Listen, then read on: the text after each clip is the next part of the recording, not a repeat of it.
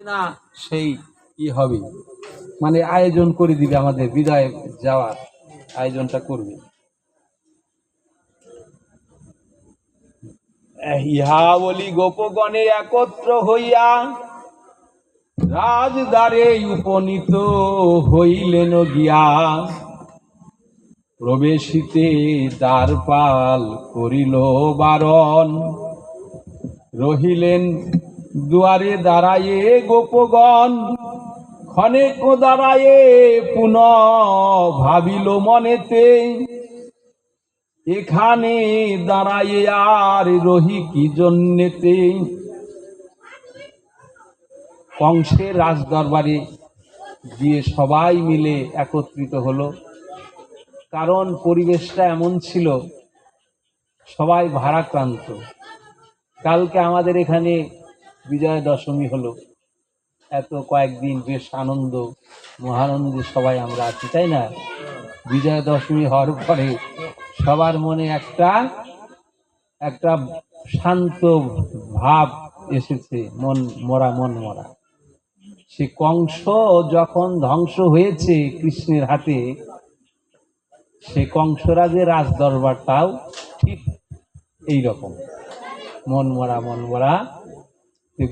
গোকুলবাসী সবাই যখন নন্দ মহারাজ উপানন্দ সবাই মিলে যখন রাজ দরবারে এসেছে, পরিস্থিতি মন মরা ভাব দেখে বলছে, কেউ কিছু বলছে না, তাহলে এইভাবে আমরা সবাই দাঁড়িয়ে থেকে কি করব? তাহলে চলো আমাদের কানাই বলাইয়ের কাছে যাই, কানাই বলাইয়ের কাছে গিয়ে এই কথাটা আমরা বলি। তাই বলছে, ক্ষণেক দাঁড়াইয়ে পুনঃ ভাবিল মনেতে, এখানে দাঁড়াইয়ে আর রহি কি জন্যেতে, রাম কৃষ্ণে লয়ে ব্রজে শীঘ্র চলো যাই, ইহা বলি ডাকে কোথা কানাই বলাই। কানাই বলাই, তোরা কোথায় আছিস? আয়। কোথায় ওরে রাম কৃষ্ণ, আয় শীঘ্র গতি, পথপানে চাহিয়াছে রানী যশোমতী। মায়ের প্রাণ, সেই তোকে বিদায় দেবে না, তবুও দিল তোর অনেক কথাতে, তাই যশোমতী মা তোর দিকে চেয়ে আছে, পথ পানে চেয়ে আছে, কখন তুই সেই গোকুলে প্রবেশ করবি। বেলা হলো অধিক, যাইব ব্রজপুরে, ইহা বলি নন্দ ঘোষ ডাকে উচ্চেশ্বরে, কৃষ্ণ কৃষ্ণ বলি ঘন ডাকে গোপরাজ, শ্রবণে শুনিতে না পাইল কৃষ্ণ আজ। এত ভাবে নন্দ মহারাজ কৃষ্ণ কৃষ্ণ উচ্চস্বরে ডাকছে, যে কৃষ্ণ একবার ডাক দিলেই সঙ্গে সঙ্গে চলে আসতো নন্দ মহারাজের কাছে। গোকুলে যখন ছিল, বৃন্দাবনে বাধ্য ছিল, আর সেই কৃষ্ণকে আজ এতবার মথুরাতে ডাকছে, কৃষ্ণ কৃষ্ণ আয়, কৃষ্ণ শুনতে পাচ্ছে না। শ্রবণে শুনিতে না পাইল কৃষ্ণ আজ, বলরাম নন্দ বাক্য শুনিতে পাইয়া।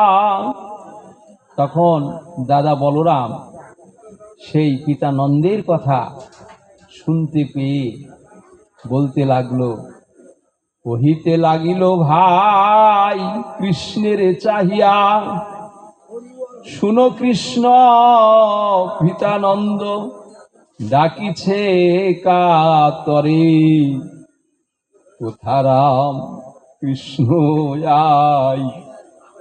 যাই ব্রজপুরে। ভাই কানাই, পিতানন্দ ডাকছে, ব্রজপুরে নিয়ে যাবে, শুনতে পাচ্ছ না তুমি? কি হবে উপায় কৃষ্ণ কহ ভাই মোরে, কি করে পাঠাবে নন্দে গোকুল নগরে। বলাই তো জানে, দাদা বলরামও জানে যে ভাই কানাই তো আর ফিরে যাবে না, আমিও তো যাব না। তো কোন উপায়ে কিভাবে পিতানন্দকে পাঠানো যায় সেই কৌশলটা কি ভাই? যা জানো তা করো তুমি, আমি নাহি জানি। এই বিশ্ব ব্রহ্মাণ্ডের পরিচালনায় আমাদের ভগবান শ্রীকৃষ্ণ, তার অধীনে আমরা সবাই তার দাস। আমি দাসের অনুদাস। জয় জয় নিতাই গৌর হরিবল হরিবল। সবাই মিলে কৃপা করবেন।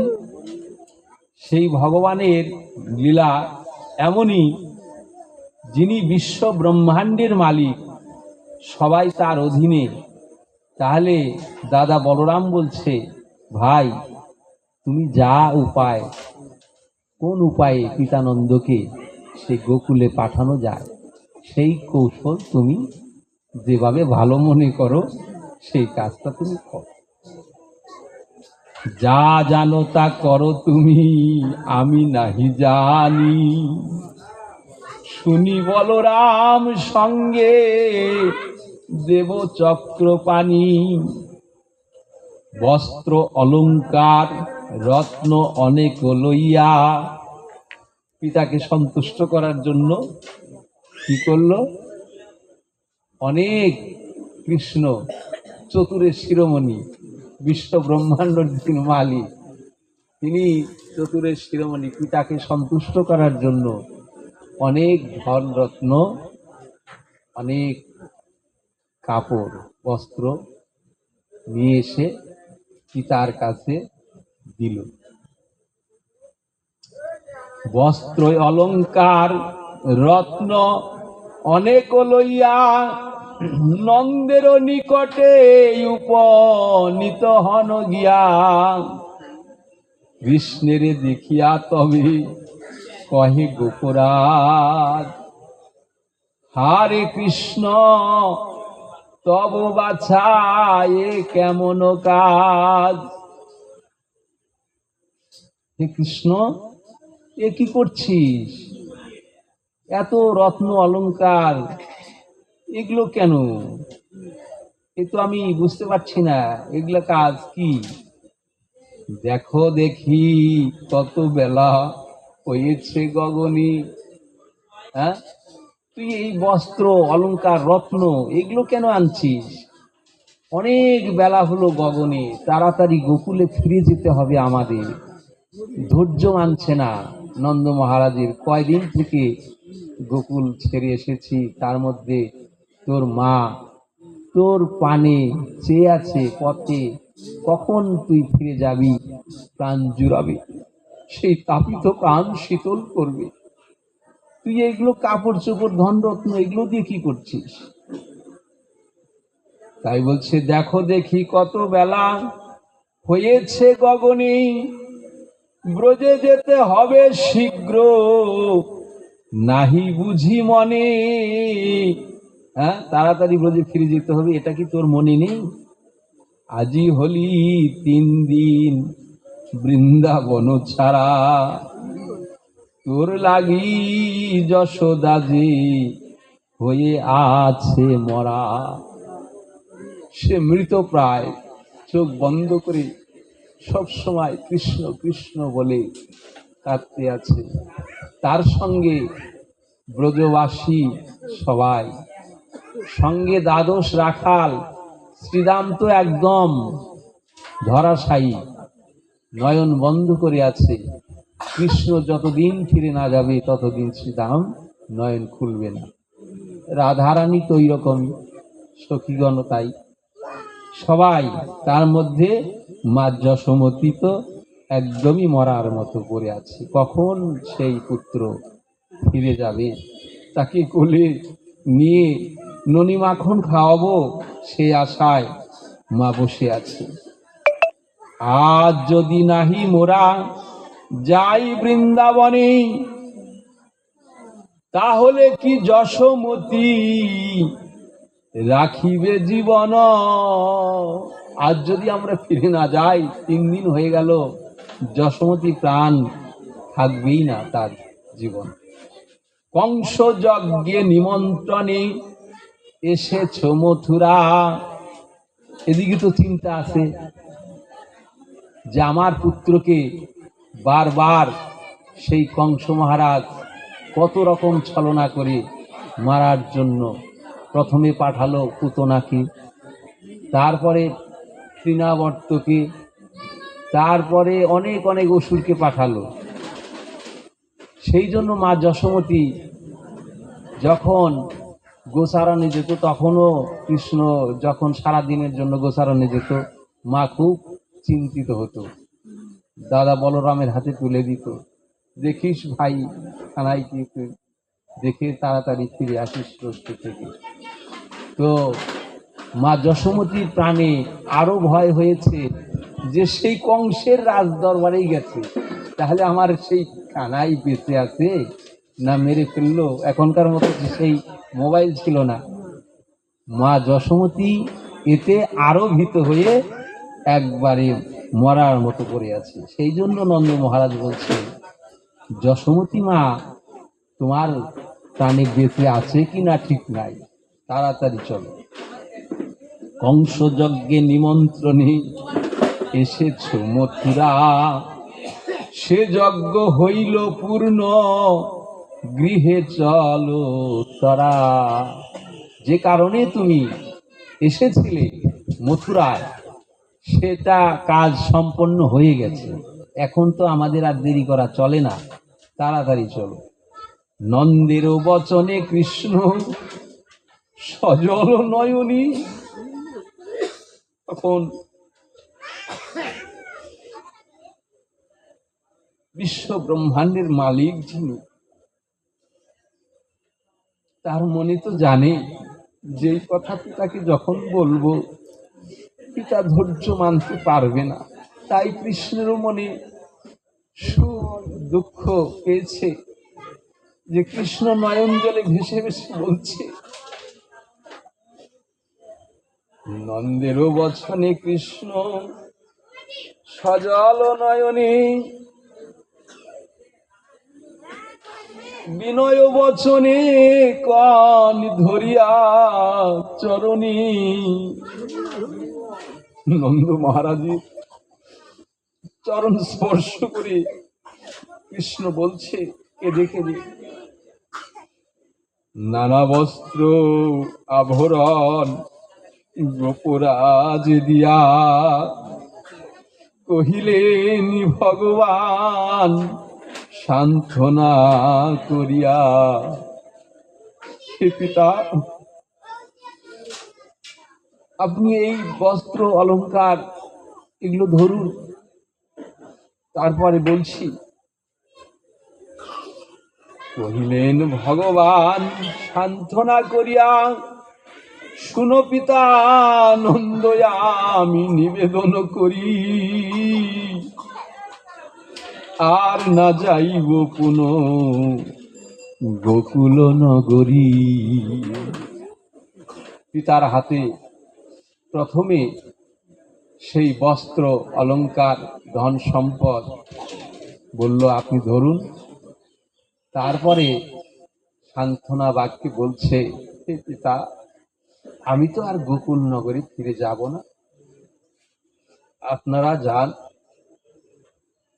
আগে বস্ত্র অলংকার যদি ধরিয়ে না দেয়, আগে যদি বলে আমি যাব না, তাহলে তো ধরবে না পিতা। সেই জন্য আগে হাতে ধরিয়ে দিয়েছে। তখন বলছে আমি আর গোকুল নগরী যাব না। তুমি মোর পিতা নহ, মা নহে যশোদা, লালন পালন মাত্র করেছে সর্বদা। তুমি আমার পিতা নও, মা যশোমতী আমার আসল মাতা নও। তোমরা শিশুকাল থেকে আমাকে লালন পালন করে বড় করেছো ঠিকই, তোমাদের কথা আমি ভুলতে পারবো না। তোমরা যে স্নেহ মায়া মমতা আমাকে আদর করে বড় করেছো, এটা ভুলার নয়। তবু আমার পিতা বসুদেব, মাতা দৈবকী কংসের কারাগারে ছিল, তাকে মুক্ত করার জন্য আমি এখানে এসেছি। তারা আজ মুক্ত হয়েছে, আমি তো তাদের সেবা যত্ন করতে পারিনি, তাই তেল বেশি হয়ে গেছে, ওই জন্য এখন ধরাই দিলে হবে। তাই বলছে আমার এই পিতা মাতাকে তো যত্ন করতে হবে। সন্তানের কর্তব্য পিতা মাতাকে যত্ন করা। সেই জন্য আপনারা যান, সুখে থাকেন গোকুল নগরীতে। আমার এই পিতা মাতাকে এখন থেকে আমি দেখাশোনা করব, তাদের যত্ন করব। সেই জন্যে আমার গোকুলে যাওয়া হবে।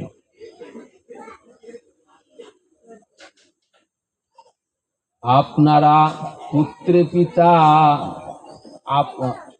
আপনার পুত্রে পিতা না পারে তেমন, মানে আপনারা যেভাবে আমাকে লালন পালন করেছেন, যতনে পালনে তা তো করিলেন যেমন, আপনার পুত্রে পিতা না পারে তেমন, মানে আপনারা আমাকে যেভাবে ছোটবেলা থেকে, শিশুকাল থেকে মা যশোমতী আপনি পিতা হিসাবে যে স্নেহ মায়া মমতা আদর যত্ন করেছেন, সেই রকম নিজের পিতা মাতাও এরকম করে না। আসলে তো নন্দ মহারাজ মা যশোমতী তো তারা জানতো সত্যিকারে আমারই পুত্র, তারা তো জানে না আমি পালক নিয়ে এসেছি, তারাও তো জানে না। আপন স্নেহ মায়া মমতা পুত্রের, আপন পুত্রের মতোই করেছে। কিন্তু কৃষ্ণ তো জানে তিনি বিশ্ব ব্রহ্মাণ্ডের মালিক। যখন অর্জুন, জামাল অর্জুন গাছ ভেঙে পড়ল, গাছের ফাঁকে বসেছিল, নন্দ মহারাজ গোচারণ থেকে ফিরে এসে তাকে দেখলো যে অল্পের জন্য আমার কৃষ্ণ গাছের চাপা পড়ে মারা যায়নি। সঙ্গে সঙ্গে কোলে নিয়ে মা যশোমতীকে কত গালিগালাজ দিল, বকাবকি করলো। পুত্রকে দেখে রাখতে পারো না, তাহলে কত যত্ন করে পিতা বড় করেছে, সেই কথা তো কৃষ্ণ ভুলতে পারছে না। তাই বলছে আপন পিতা হিসাবে এবং আপন মাতা হিসাবে যেভাবে আপনারা আমাকে যত্ন করেছেন তা যথেষ্ট, ভুলার নয়। তবুও কি করব, আমি এখন আমার নিজের পিতা মাতা এইখানে আছে, তাদের যত্ন করতে হবে, এটাই আমার কর্তব্য। নিজ মাতা তত যত্ন না করে সন্তানে, তোমরা দুজনে যত করেছ আমায়, আমি না পারিব প্রভু শুধিতে ধার। আমি জীবনেও কোনোদিন আপনাদের এই ঋণ শোধ করতে পারবো না। যেভাবে আমাকে পুত্র স্নেহে যত্ন করেছেন, তারা পিতা মাতা যারা আপনার জ্ঞানী, লালন পালন করে পরের সন্তানে। এতক্ষণে তোমরা সবে যাও ব্রজপুরে, আমি না যাইব রব মথুরা নগরী। বসুদেব দেবকী আমার পিতা মাতা গোকুলে রাখিয়াছিল, শুনো সে বারতা। কংস ভয়ে নিশাকালে লয়ে যে গোকুলে, রাখিয়া আসেন পিতা কন্যার বদলে। সেই কন্যা মহামায়া তোমাদেরও সুতা, শুনো এই গুরু কথা কহিলাম পিতা। সেই নন্দ পিতাকে বলছে, হে পিতা, আপনি শুনুন, আমি যে আপনার ঔরসজাত সন্তান নই সেটা পরিষ্কারভাবে বলছি। আমাকে বসুদেব পিতা মাথায় করে নিয়ে নিশিকালে আপনার মন্দিরে রেখে এসেছিল, আর আপনার সন্তান ছিল একটি কন্যা।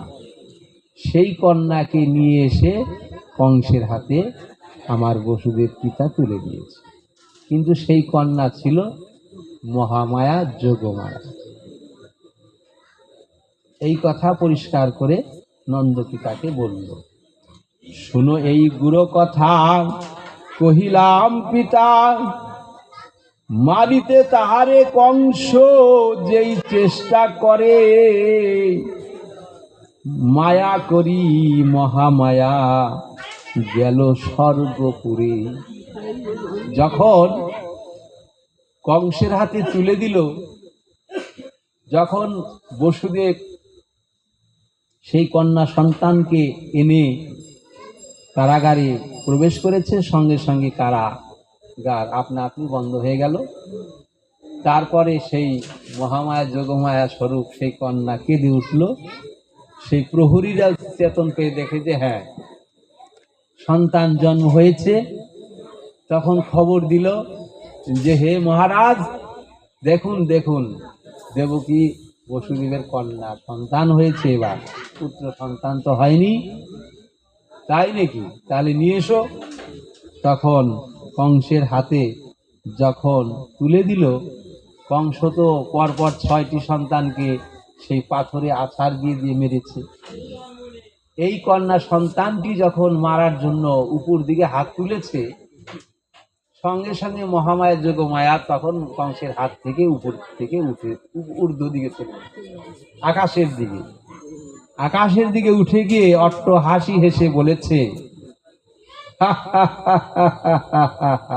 এইভাবে হেসে বলেছে, ওরে দুরাচার কংস, তোরে বধিবে যে গোকুলে বাড়িছে। হরিবল হরিবল হরিবল। সেই যোগমায়া স্বরূপ মহামায়া যোগমায়ার কণ্ঠ থেকে যখন আকাশবাণী শুনতে পেল কংস যে আমাকে যে মারবে সে গোকুলে বাড়ছে, তখন তার চিন্তা কিন্তু থেকেই গেল। আমি বিনাশ করতে চাচ্ছি, সে বিনাশ হচ্ছে না। তাই কৃষ্ণেরও বচন শুনি বৃদ্ধ গোপরাজ, জ্ঞান হারাইল যেন শিরে পরে বাজ। এই কথা যখন নন্দ মহারাজ কৃষ্ণের বদন থেকে শুনল, শ্রবণ করা মাত্রেই সঙ্গে সঙ্গে তিনি আত্মজ্ঞান স্মৃতি হারিয়ে ফেলে ধরাশায়ী হয়ে পড়ে গেল, যেটা আমরা সাধারণ বলি অজ্ঞান হয়ে পড়ে গেল। মানে তার মাথায় যেন একটা বজ্রাঘাত পড়ল। এ বলে কি কৃষ্ণ, আমার নিজের সন্তান হিসেবে যেভাবে লালিত পালিত করলাম, আজ সে আমাকে এইরকম বলল। কৃষ্ণেরও বচনে কান্দে গোপরাজ নন্দ, শোকেতে মোহিত চিত্ত হয়ে নিরানন্দ। ওরে কৃষ্ণ, নিদারুণ বচনে তোমার প্রাণ আর দেহে বাঁচা না রহে আমার। তোমার এই কথায় আমার এই দেহ থেকে এক্ষুনি প্রাণটা বেরিয়ে যাচ্ছে না কেন? এইভাবে নন্দ মহারাজ খুব দুঃখ প্রকাশ করতে লাগলো। আমি কেন এখনো বেঁচে আছি? আমার প্রাণ এই দেহ থেকে কেন চলে যাচ্ছে না? আপনি বলিলে কিংবা শিখাইয়া দিল, পরিপুষ্ট সম তুমি তবে কি করিল। তখন সেই কোকিলের কথা মনে পড়ছে, উদাহরণ দিয়ে বলল যে তুমি সেই কোকিলের মতো ব্যবহার করছো কৃষ্ণ।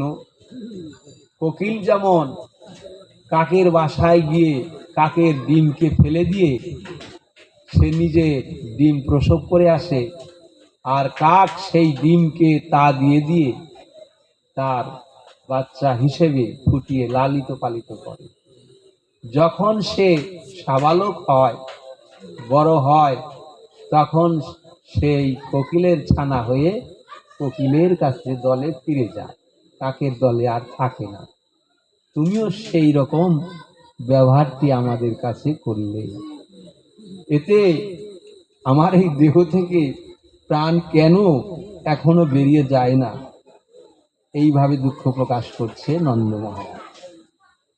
ওরপুষ্ট সম তুমি তবে কি কোকিল, প্রসবিয়া কোকিল আপন সুতে লয়ে, লুকাইয়া রাখে গিয়া কাকের কুলায়ে।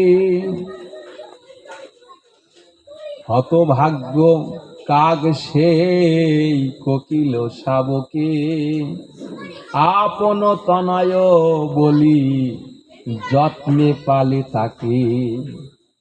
কোকিল শাবক পরে হয়ে বলবান, কাকে ত্যাজে পিকমাকে করে যে পয়ান।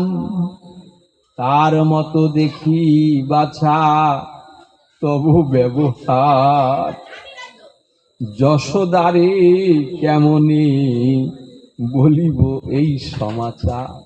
এই কথা আমি গোকুলে গিয়ে কি করে যশোমতির কাছে এই কথা আমি বলবো? এই কথা বলতে আমার জিহ্বা আর চলবে না কৃষ্ণ, বড় ব্যথা পেলাম।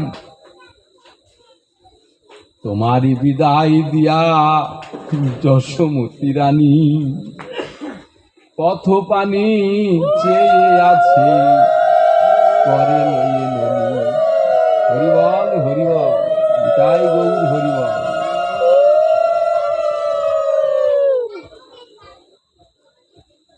বৎস হারা গাভী যেন হম্বার রব করে। এখানে অনেক উদাহরণ দিচ্ছে যে সদ্যজাত শিশু যখন গাভীর বাচ্চা হয়, সবে মাত্র খুব মমতা থাকে তার প্রতি, কোনো প্রাণী তাকে যেন আঘাত না করতে পারে। বাচ্চা একটু মায়ের কাছ থেকে সরে গেলে তাকে হাম্বা হাম্বা রবে ডাকে মা।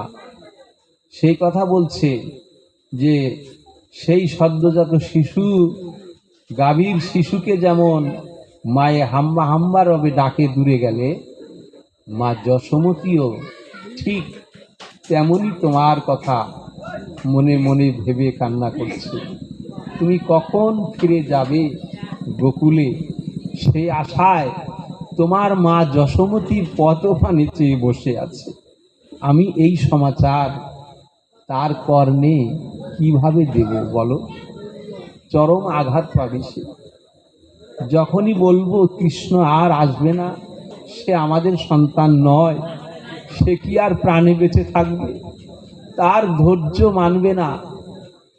আমারই মনে হচ্ছে কেন আমার দেহে এখনো প্রাণ আছে, তাই বড় কষ্ট দুঃখ দিলে বাছা।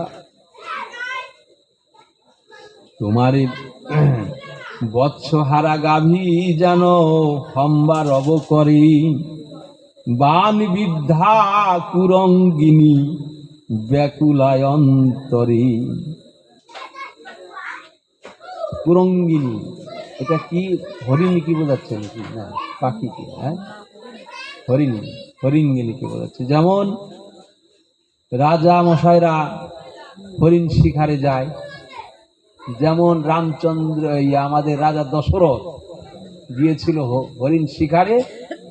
সে অন্ধমণির পুত্র সিন্ধু কলসিতে জল ভরছিল পিতা মাতাকে জল খাওয়াবে বলে, আর রাজা দশরথ সেই মনে ভেবেছিল যে হরিণ জল পান করছে, সেই দূর থেকে শব্দবেদী বাণ নিক্ষেপ করেছিল।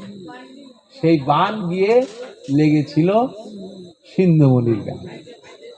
উনি ভেবেছিল যে হরিণী, এই হরিণীর গায়ে যখন এই বাণবিদ্ধ হয় তখন তার অন্তর ব্যাকুল হয়ে যায়। সেই রকম তোমার মা যশোমতীও বা আমার হৃদয় আজকে ওই বাণবিদ্ধার মতো হয়ে যাচ্ছে। এ কথা আর প্রকাশ করতে পারছি না বাবা। মনি হারাইয়া ফণি ব্যাকুলা যেমন, যশোদা তোমারও লাগি কাতরা তেমন। আমরা শ্রবণ করি বা শুনি যে সাপের মাথায় মণি হয় বা মুখে মণি হয়। সেই মণি অনেক আলোকিত করে। যখন তাদের আহার গ্রহণ করার সময় হয়, মেঘলা বৃষ্টি ডাকে, বিদ্যুৎ চমকায়, ওই সুযোগে সাপেরা কি করে, জঙ্গলে গিয়ে তার আহার গ্রহণ করবে, ওই মুখ থেকে সেই মানিক নামিয়ে রাখে মাটিতে। আর মানিকের আলোয় আলোকিত হয়ে যায় সেই জায়গাটা। আর তার খাবারের যে প্রাণীগুলো সে আলো দেখে সেইখানে দ্রুত বেগে চলে আসে। ওই সময় সেই সাপ সেই আহার গ্রহণ করে। হ্যাঁ, সে যখন সেই মণি কেউ নিতে চেষ্টা করে বা হারিয়ে ফেলে, তখন সাপের ব্যাকুলতা হয়, তখন তার পাগল হয়ে যায় মাথা। যে মা যশোমতীও ঠিক তুমি যে বৃন্দাবন ছেড়ে এসেছো, তোমার মা যশোমতীও ঠিক ওই রকম। এই শব্দ যখন বলবো যে কৃষ্ণ আর গোকুলে ফিরে আসবে না, মা যশোমতী সেই মণিহারা ফণির মতো অজ্ঞান হয়ে, এমনি তো অজ্ঞান আছে, প্রাণে বাঁচবে কিনা ঠিক নেই। এইভাবে উদাহরণ দিয়ে বুঝিয়েছে। যশোদা তোমার লাগি কাতরা তেমন, মথুরায় রবে তুমি যেমন শুনিবে, শুনিয়া তখনই রানী জীবন ত্যাজিবে। যখনই বলবো যে কৃষ্ণ আর গোকুলে আসবে না, সে মথুরায় থাকবে, এই কথা শ্রবণ করা মাত্রই তখন মা যশোমতী তখনই তো প্রাণ ত্যাগ করবে। আমারও মনে হচ্ছে প্রাণ কেন খাঁচায় আছে, আমি কেন এখনো এই খাঁচা থেকে প্রাণ বাহির হলো না। বৃন্দাবনবাসীর জীবন ধন তুমি, ব্রজবাসীরা তোমাকে কত আদর স্নেহ করেছে, ননি মাখন খাইয়েছে, তুমি যার ঘরে গিয়েছো সবাই তোমাকে আদর করে ননি খাইয়েছে, সবাই তোমাকে ভালোবেসেছে।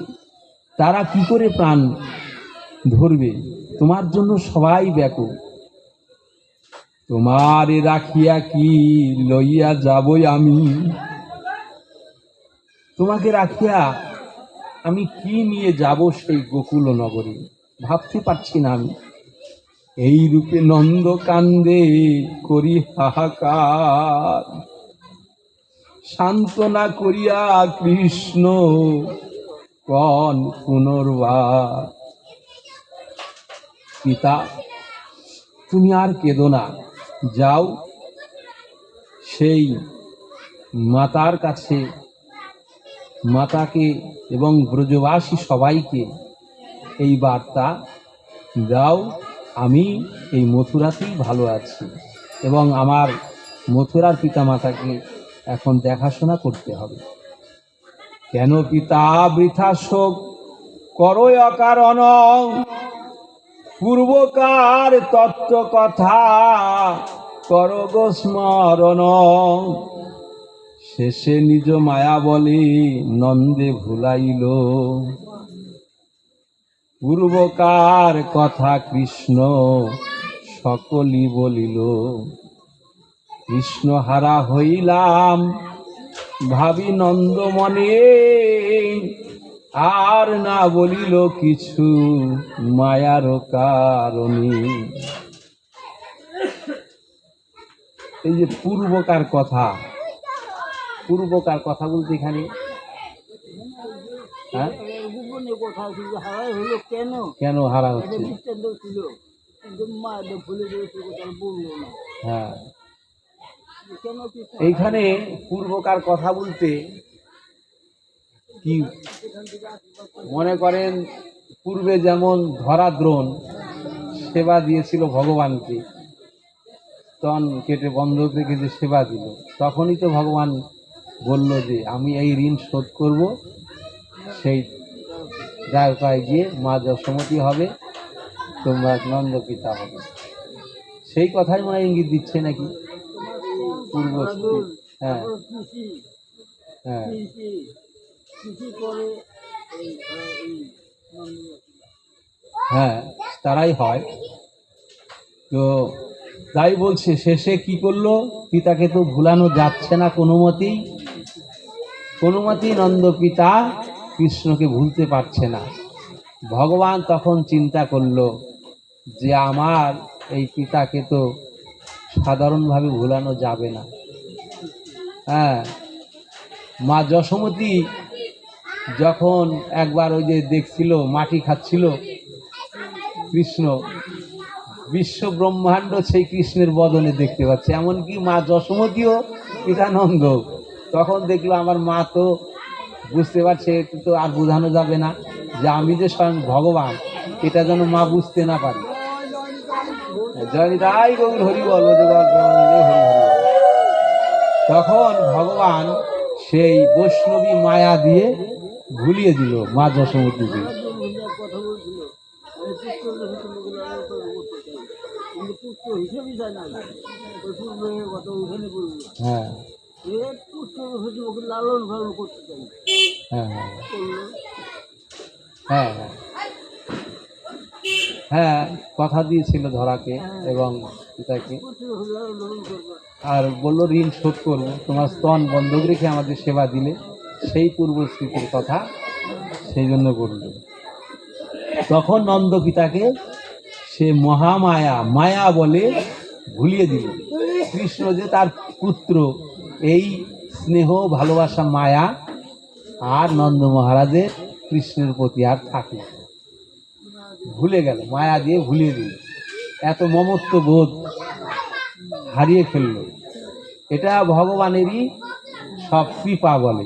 জয় জয় শ্রীপতি গোপাল প্রেমানন্দে, হরি হরি বল, হরি বল।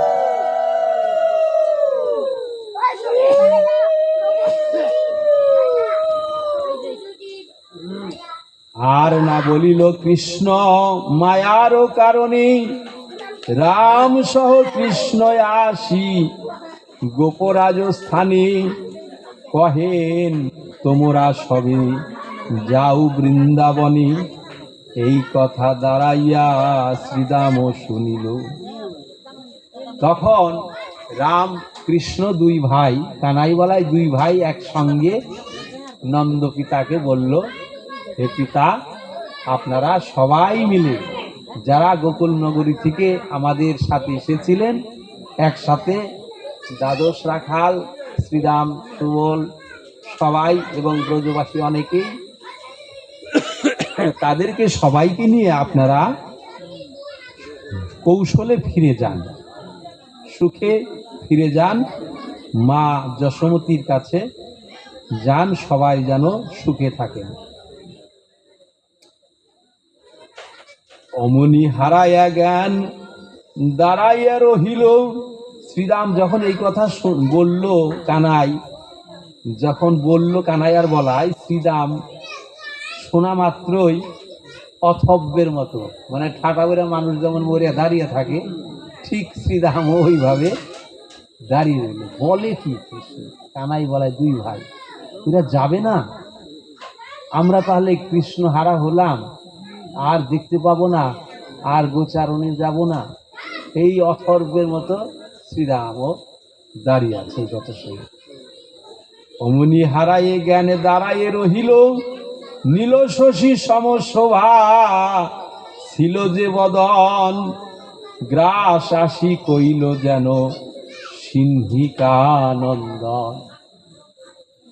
এত সুন্দর বদন ছিল, ওই কথা শ্রবণ করা মাত্রই যেমন বাঘ এসে আক্রমণ করে খাওয়ার জন্য, বদন যেমন মলিন হয়ে যায়, সেই রকম মলিন বদন হয়ে গেল। পক্ষ তেলাকুচ অষ্ট গেল শুকাইয়া, অনিমিষ হয়ে আখি রহে নিরখিয়া। আর চোখেরও পলক পড়ছে না। এমন ওই কথা শোনা মাত্রই এমন অথব্য মতো দাঁড়িয়ে গেছে, মনে দেহে আর কোনো প্রাণ নেই, কাজ করছে না, অঙ্গ প্রত্যঙ্গ কোনো কাজ করছে না, চোখের পলক পড়ছে না। প্রাণহীন দাঁড়াইয়া শুষ্ক কাষ্ঠ প্রায়, বিবর্ণ হইল নব জলধর কায়। শ্রীরামের প্রতি নাহি দেখেন শ্রীকৃষ্ণ, বলরাম শ্রীরামের প্রতি কইল দৃষ্ট। ভাই কানাই শ্রীরামের প্রতি আর তাকায় নাই, যে আমি তাকালে আরো মায়া বাড়বে। তখন দাদা বলরাম শ্রীরামকে লক্ষ্য করেছে যে শ্রীরামের কি দুর্দশা, একদম জড় পদার্থের মতো দাঁড়িয়ে আছে। কথা শুনে বলরাম ভাবিলেন আপনারও মনে, সবে কান্দে শ্রীরাম নীরব আছে কেন? আরে সবাই কান্নাকাটি করছে, শ্রীরাম কেন নিথর ভাবে দাঁড়িয়ে আছে? ও তো কান্নাকাটি কিছু করছে না, কারণটা কি? এইটা লক্ষ্য করেছে দাদা বলায়। শুনি কৃষ্ণ শ্রীরামের মুখ পানে চায়। যখন দাদা বলছে যে শ্রীরাম আর কান্নাকাটি করছে না, ব্যাপারটা কি? এই কথা যখন কানাই শুনেছে দাদার মুখে, তখন কৃষ্ণ শ্রীরামের প্রতি লক্ষ্য করছে যে দেখি তো কি ব্যাপার। শুনি কৃষ্ণ শ্রীরামের মুখ পানে চান, প্রাণহীন দেহ যেন দেখিবারে পান। তখন কানাই উপলব্ধি করলো যে শ্রীরামেরও দেহে মনে হয় প্রাণ নেই, এমন জড় পদার্থ হয়ে গেছে। অঝরে ঝুরিছে বলরামের নয়ন, এমন নয়ন জল ঝরছে, কথা বলার শক্তি নেই, বাক শক্তি রুদ্ধ হয়ে গেছে। শুধু নয়ন বাড়ি ঝরঝর করে পড়ছে শ্রীরামের। কৃষ্ণের ডাকিয়া কন শুনো রে বচন, সবাকারে প্রবোধ দিলি রে ক্রমে ক্রমে। একবার চেয়ে দেখ ভাই রে শ্রীরামের। সবাইকে তুই সান্ত্বনা বাক্য দিলি, কিন্তু শ্রীরামের দিকে চেয়ে দেখ কেমন ভাবে আছে। সুখান কাষ্টের প্রায় দাঁড়াইয়া আছে, অনুমান করি প্রাণ দেহ ছাড়িয়াছে।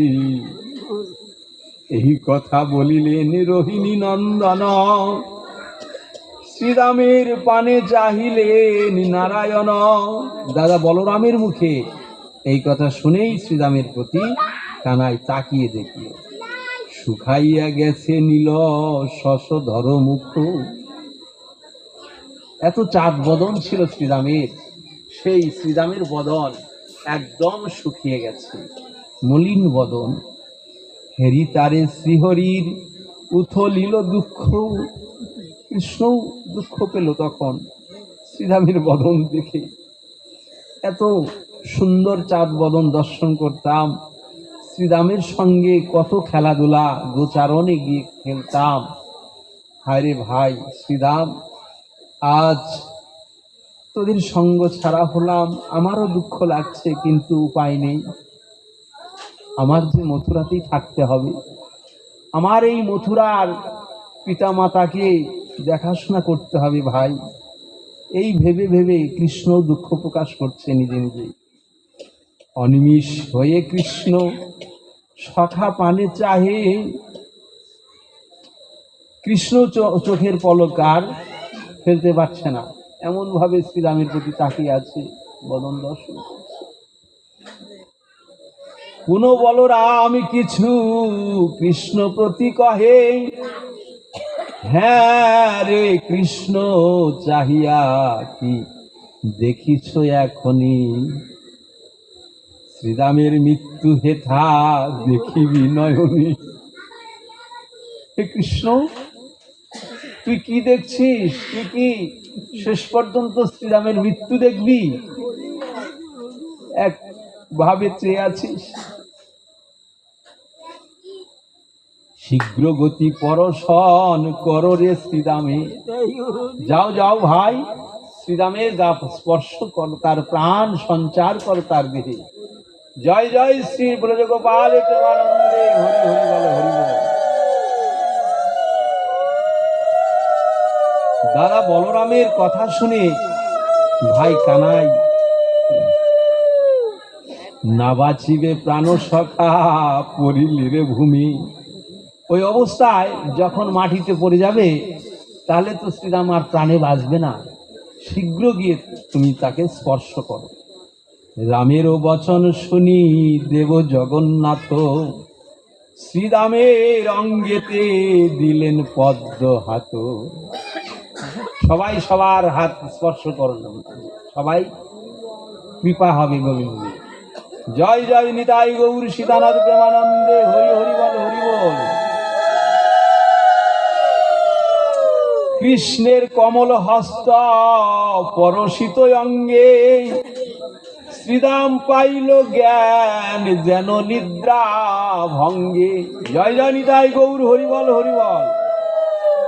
তখন কৃষ্ণ যখন বলরামের কথা শুনে সঙ্গে সঙ্গে ভাই কানাই দিয়ে শ্রীরামকে স্পর্শ করলো।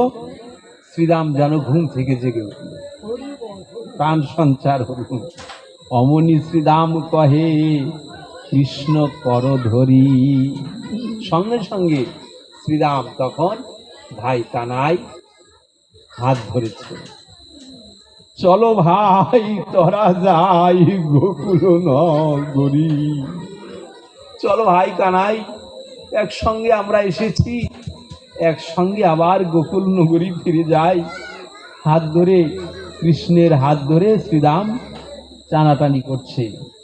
দেখো সে কত বেলা হয়েছে গগনে, বিলম্ব করিছ আর কিসের কারণে, পথ চেয়ে যশোমতী আছেন গোকুলে, ভালো নাহি হয় আর মথুরা রইলে। আমার মা যশোমতী তোমার জন্য পথপানে চেয়ে আছে, কখন সেই মথুরা থেকে আসবে, ননি মাখন খাওয়াবো, কয়দিন থেকে দেখি না তাকে নয়ন ভরে। চলো চলো। এইভাবে শ্রীরাম ভাই কানাইয়ের হাত ধরে বলছে, শ্রীরামের চাহি তবে কহেন শ্রীহরি, পিতানন্দ নিয়া তুমি যাও ব্রজপুরী। হে সখা, তুমি আমার প্রাণের সখা, তুমি আমার কথা রাখো, আমার পিতানন্দ মহারাজকে সঙ্গে নিয়ে তোমরা যত্ন সহকারে গোকুল নগরীতে ফিরে যাও। আমরা যাইব ভাই কিছুদিন পরে। চালাকি করলো এখানে, যাও পিতানন্দ মহারাজকে গোকুল নগরী সবাই তোমরা ফিরে যাও, আমরা কয়েকদিন পরে আমরা দুবাই যাব। শুনিয়া শ্রীরাম ঘুমে তখন নিজে পড়ে। এই কথা শুনে শ্রীরাম সঙ্গে সঙ্গে মাটিতে আছাড় খেয়ে পড়ে গেল। কহে কৃষ্ণে এ কি তোর বিপরীত বাণী, তোমা বিনা না বাঁচিবে যশোমতী রানী। তুই কি বিপরীত কথা বলছিস? তুই মাকে বলে আসবি আমি আজ যাব, কাল ফিরে আসবো, আর এখন তুই বলছিস যা তোরা ভাই ফিরে যা সবাই, আমরা পরে যাব। এ কেমন বিপরীত কথা? মা যশোমতী কিভাবে প্রাণী বেঁচে থাকবে? তুমি কিছুদিন পরে ব্রজপুরে যাবে, বলো দেখি এখন কি করি মোরা তবে। যশোদা মায়ের তুমি নয়নেরও তারা, দণ্ডে 10 বার মা তোমারে হয় হারা। হ্যাঁ, তোমাকে নয়ন ছাড়া করতেই চায় না মা, তার মধ্যে তুমি আজকে 3 দিন হয়ে গেল এসেছো। হ্যাঁ, যখন যাইতে তুমি গোধন চড়াতে, সোপে দিত যশোমতি মোর হাতে হাতে। হ্যাঁ, ওরে শ্রীরাম, এই নে আমার কানাইকে তোর হাতে তুলে দিলাম, গোচারণে দেখে শুনে রাখবি, আবার গোচারণ থেকে সঙ্গে নিয়ে আসবি। এইভাবে মা যশোমতি কিন্তু আমার হাতে তুলে দিত তোকে। ধেনু লয়ে আসিতে বিলম্ব যদি হতো, কাতরা হইয়া রানী দাঁড়াইয়ে থাকিত।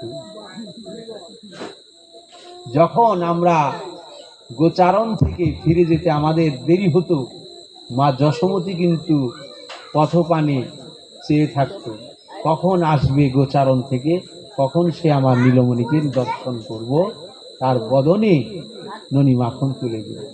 আমরা দেখতাম সে দ্বারে মা দাঁড়িয়ে আছে। হ্যাঁ, কাতরা হইয়া রানী দাঁড়াত দ্বারেতে, পরেতে করিয়া নবনীত পূর্ণ থালি, ডাকিত সগনে আয় যশোদা দুলাল, তোমারে না দেখি রানী নাহি বাঁচে প্রাণ। হে কানাই সে মায়ে ভাই ত্যাজিবি কেমনি। ওরে ভাই কানাই, সেই মাকে তুই কেমন করে ভুলে থাকবি বল। এই কথা শ্রীরাম কানাইকে বলছে। আমরা কি বলে আর ব্রজপুরে যাব, তোমার সম্মুখে ভাই জীবন ত্যাজিব। আমরা কি নিয়ে ব্রজধামে ফিরে যাব, গোকুলে ফিরে যাব? আমরা আর প্রাণে বেঁচে থাকতে চাই না, তোর সম্মুখেই যেন আমার প্রাণটা এখন চলে যায়। তোকে দর্শন করতে করতে আমার প্রাণ এখনই যেন চলে যায়। এই কথা শ্রীরাম বলছে। তাহারও কারণ বলি শোনো রে কানাই, আছে রানী যশোমতি দাঁড়াইয়ে দুয়ারে, তোরে মোরা না লইয়া গেলে ব্রজপুরে।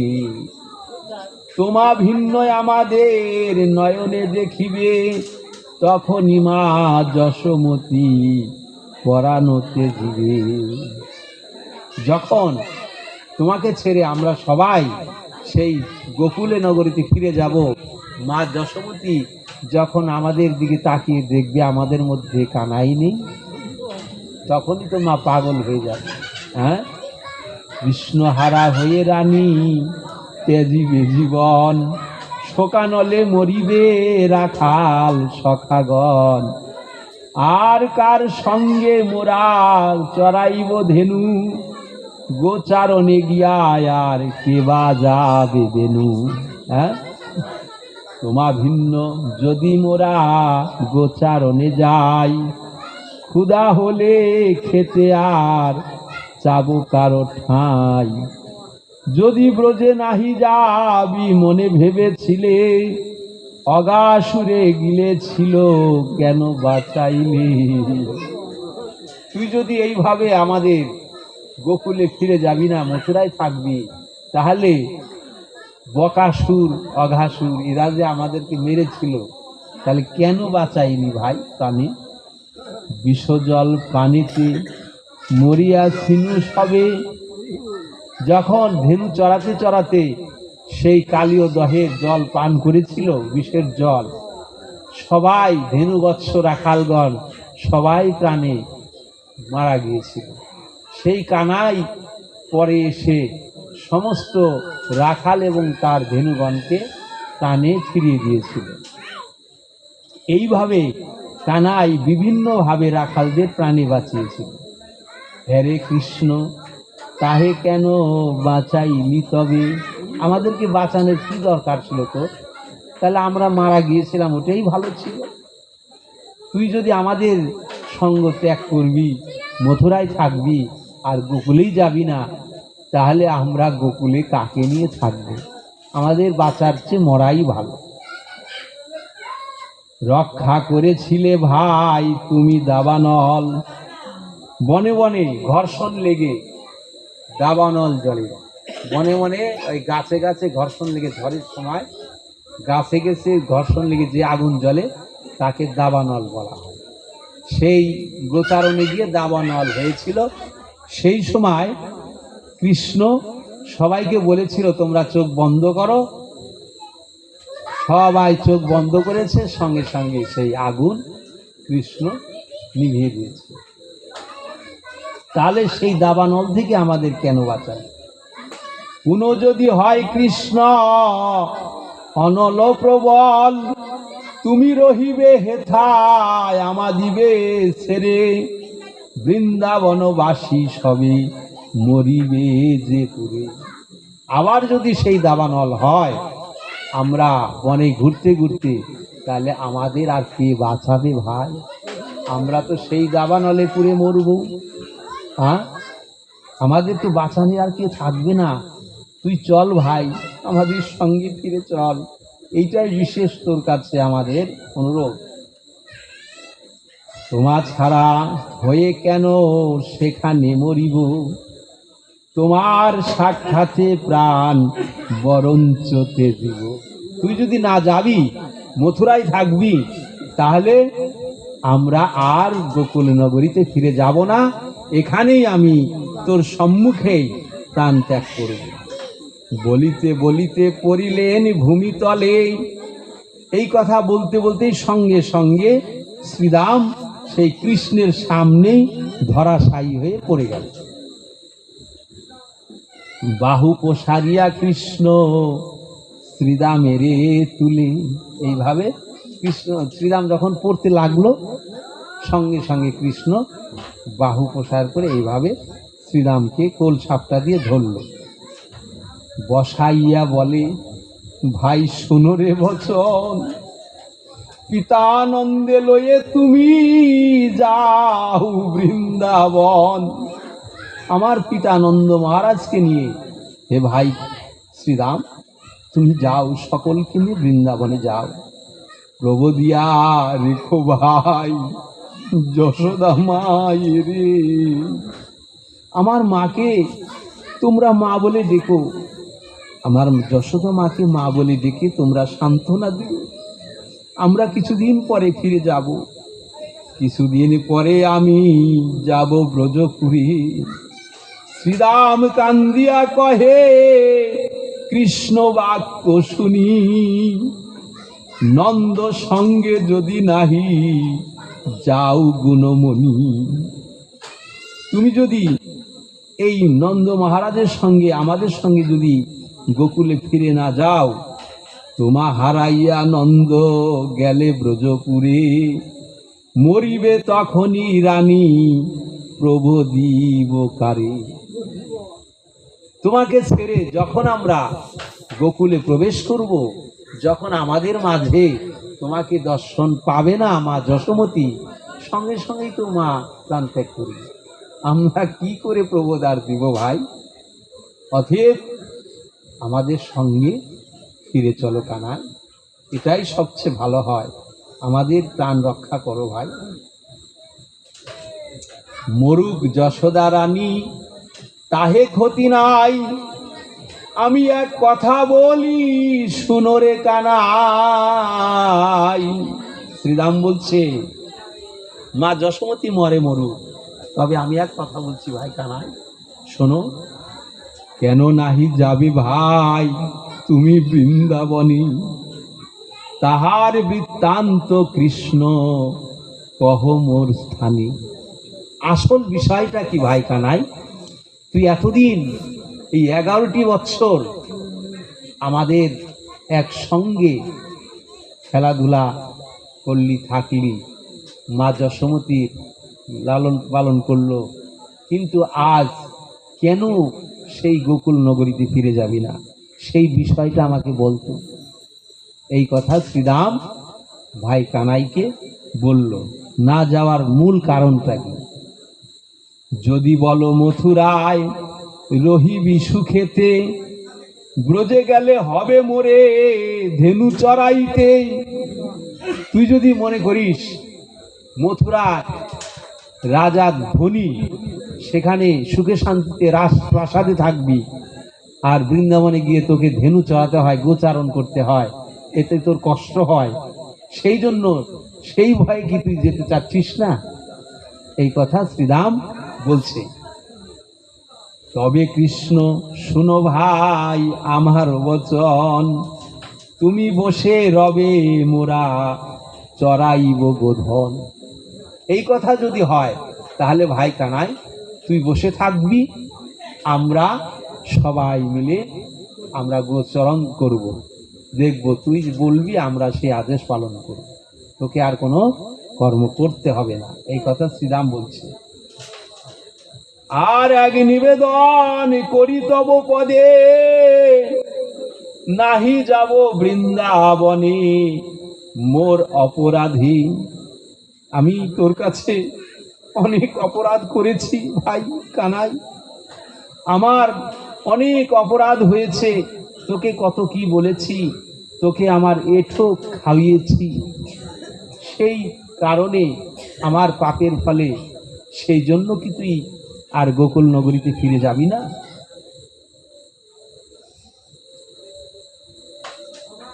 নাহি যাবে বৃন্দাবনে মোর অপরাধে, একদিন গোষ্ঠে মোরা খেলিনু সভাই, তাহে তুমি পনে হেরেছিলে রে কানাই, যার কাছে যে হারিবে সে নিল তাহারে, তুমি কৃষ্ণ লইলে আমারে কান্ধে করে।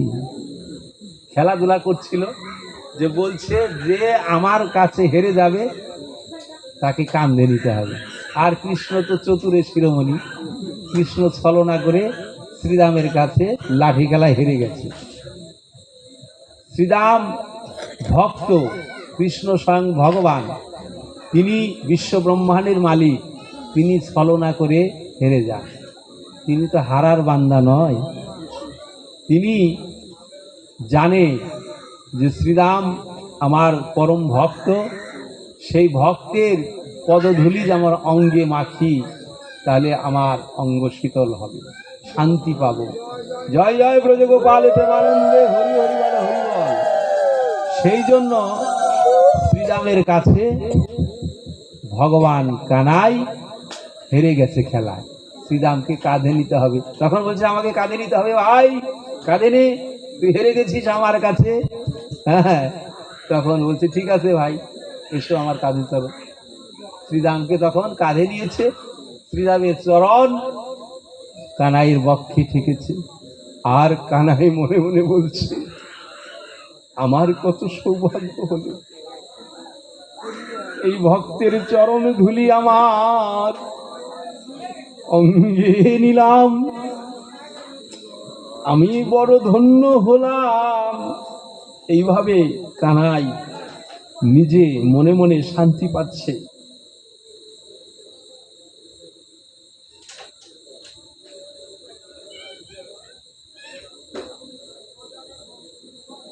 সেই হতে অভিমান বুঝি আছে তো, সেই অপরাধ আমার, সেই অপরাধের জন্য কি তুই বৃন্দাবনে যাবি না? শ্রীরাম বলছে এই কথা কানাই, যে আমি অপরাধ করেছি, তোর কান্ধে চড়েছি, কখনো এঁঠো খাবার তোর বদনে তুলে দিয়েছি, এগুলো আমাদের অপরাধ হয়েছে। হ্যাঁ রে কানাই, এইভাবে তোকে নাম ধরে ডেকেছি, হ্যাঁ কত অপরাধ হয়েছে, সেই কারণে তুই যাবি না? নাহি যাবি তাই বুঝি অপরাধে মোর, শোনো কৃষ্ণ এক কথা নিবেদন করি, আয় তোরে কান্ধে করে যাব ব্রজপুরী। আয় ভাই, আজ তোকে আমি কান্ধে নিয়ে চলে যাব, আমার অপরাধ মোচন করব। তুই আমাকে কান্ধে করে নিয়েছিলি, আজ তোকে কান্ধে করে নাচতে নাচতে আমি ব্রজধামে নিয়ে চলে যাব। আমার অপরাধের শাস্তি হবে। এই কথা বলছে শ্রীরাম। সেই অপরাধ কৃষ্ণ করো রে মার্জনা, কেন আমাদের সঙ্গে গোকুলে যাবে না?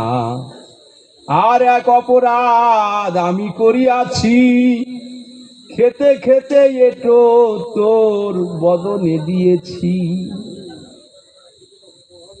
যদি সেই অভিমান থাকে তোর মনে, শুনো ভাই তার কথা কহি তব স্থানে।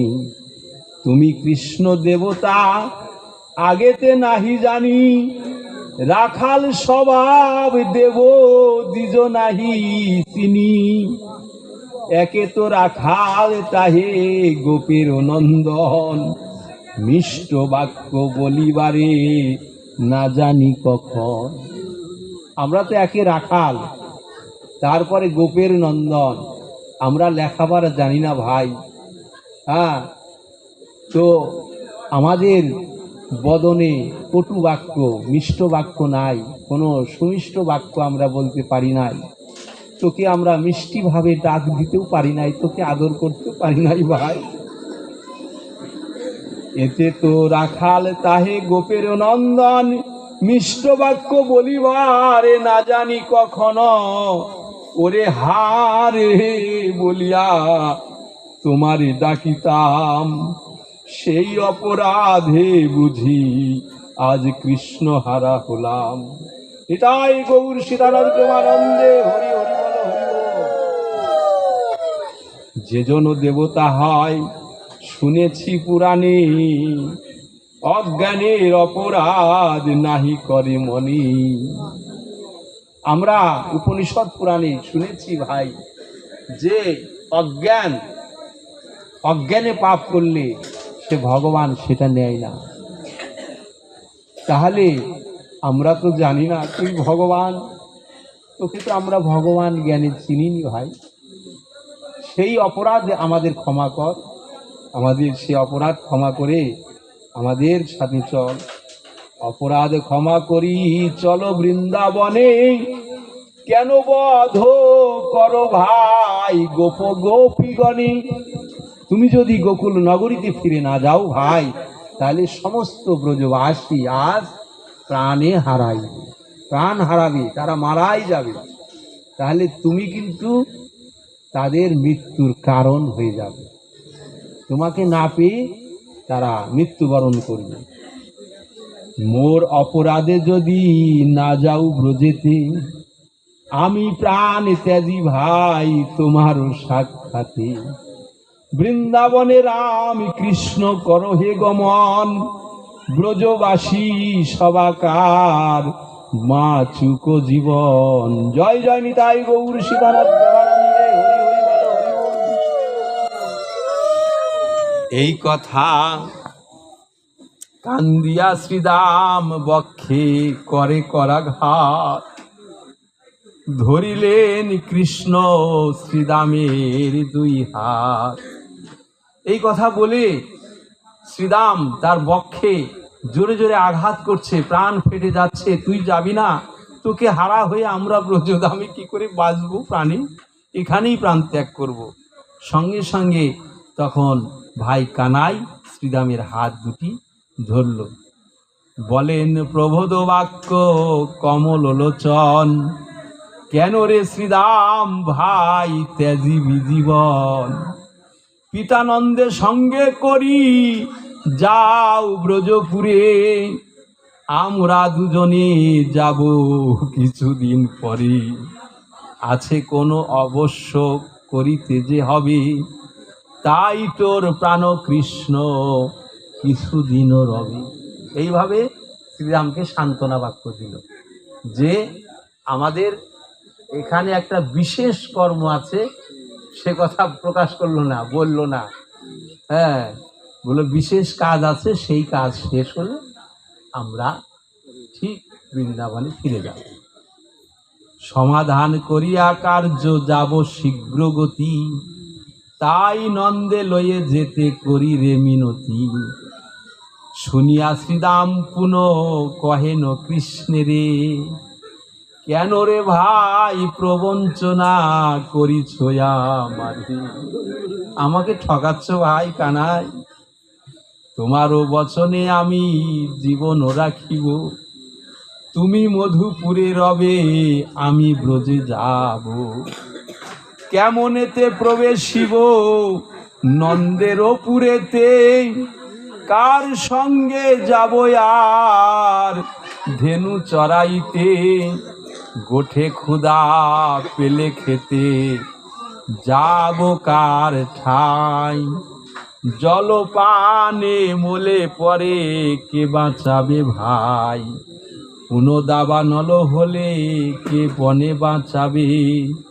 ইন্দ্র কোপ কইলে আর কে গিরি ধরিবে?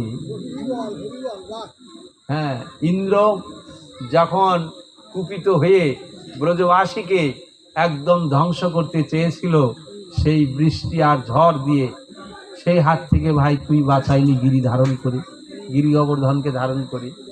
তো ইন্দ্র যদি আবার আমাদের উপর সেরকম অত্যাচার করে, তাহলে আমাদেরকে কে প্রাণে বাঁচাবে ভাই বল?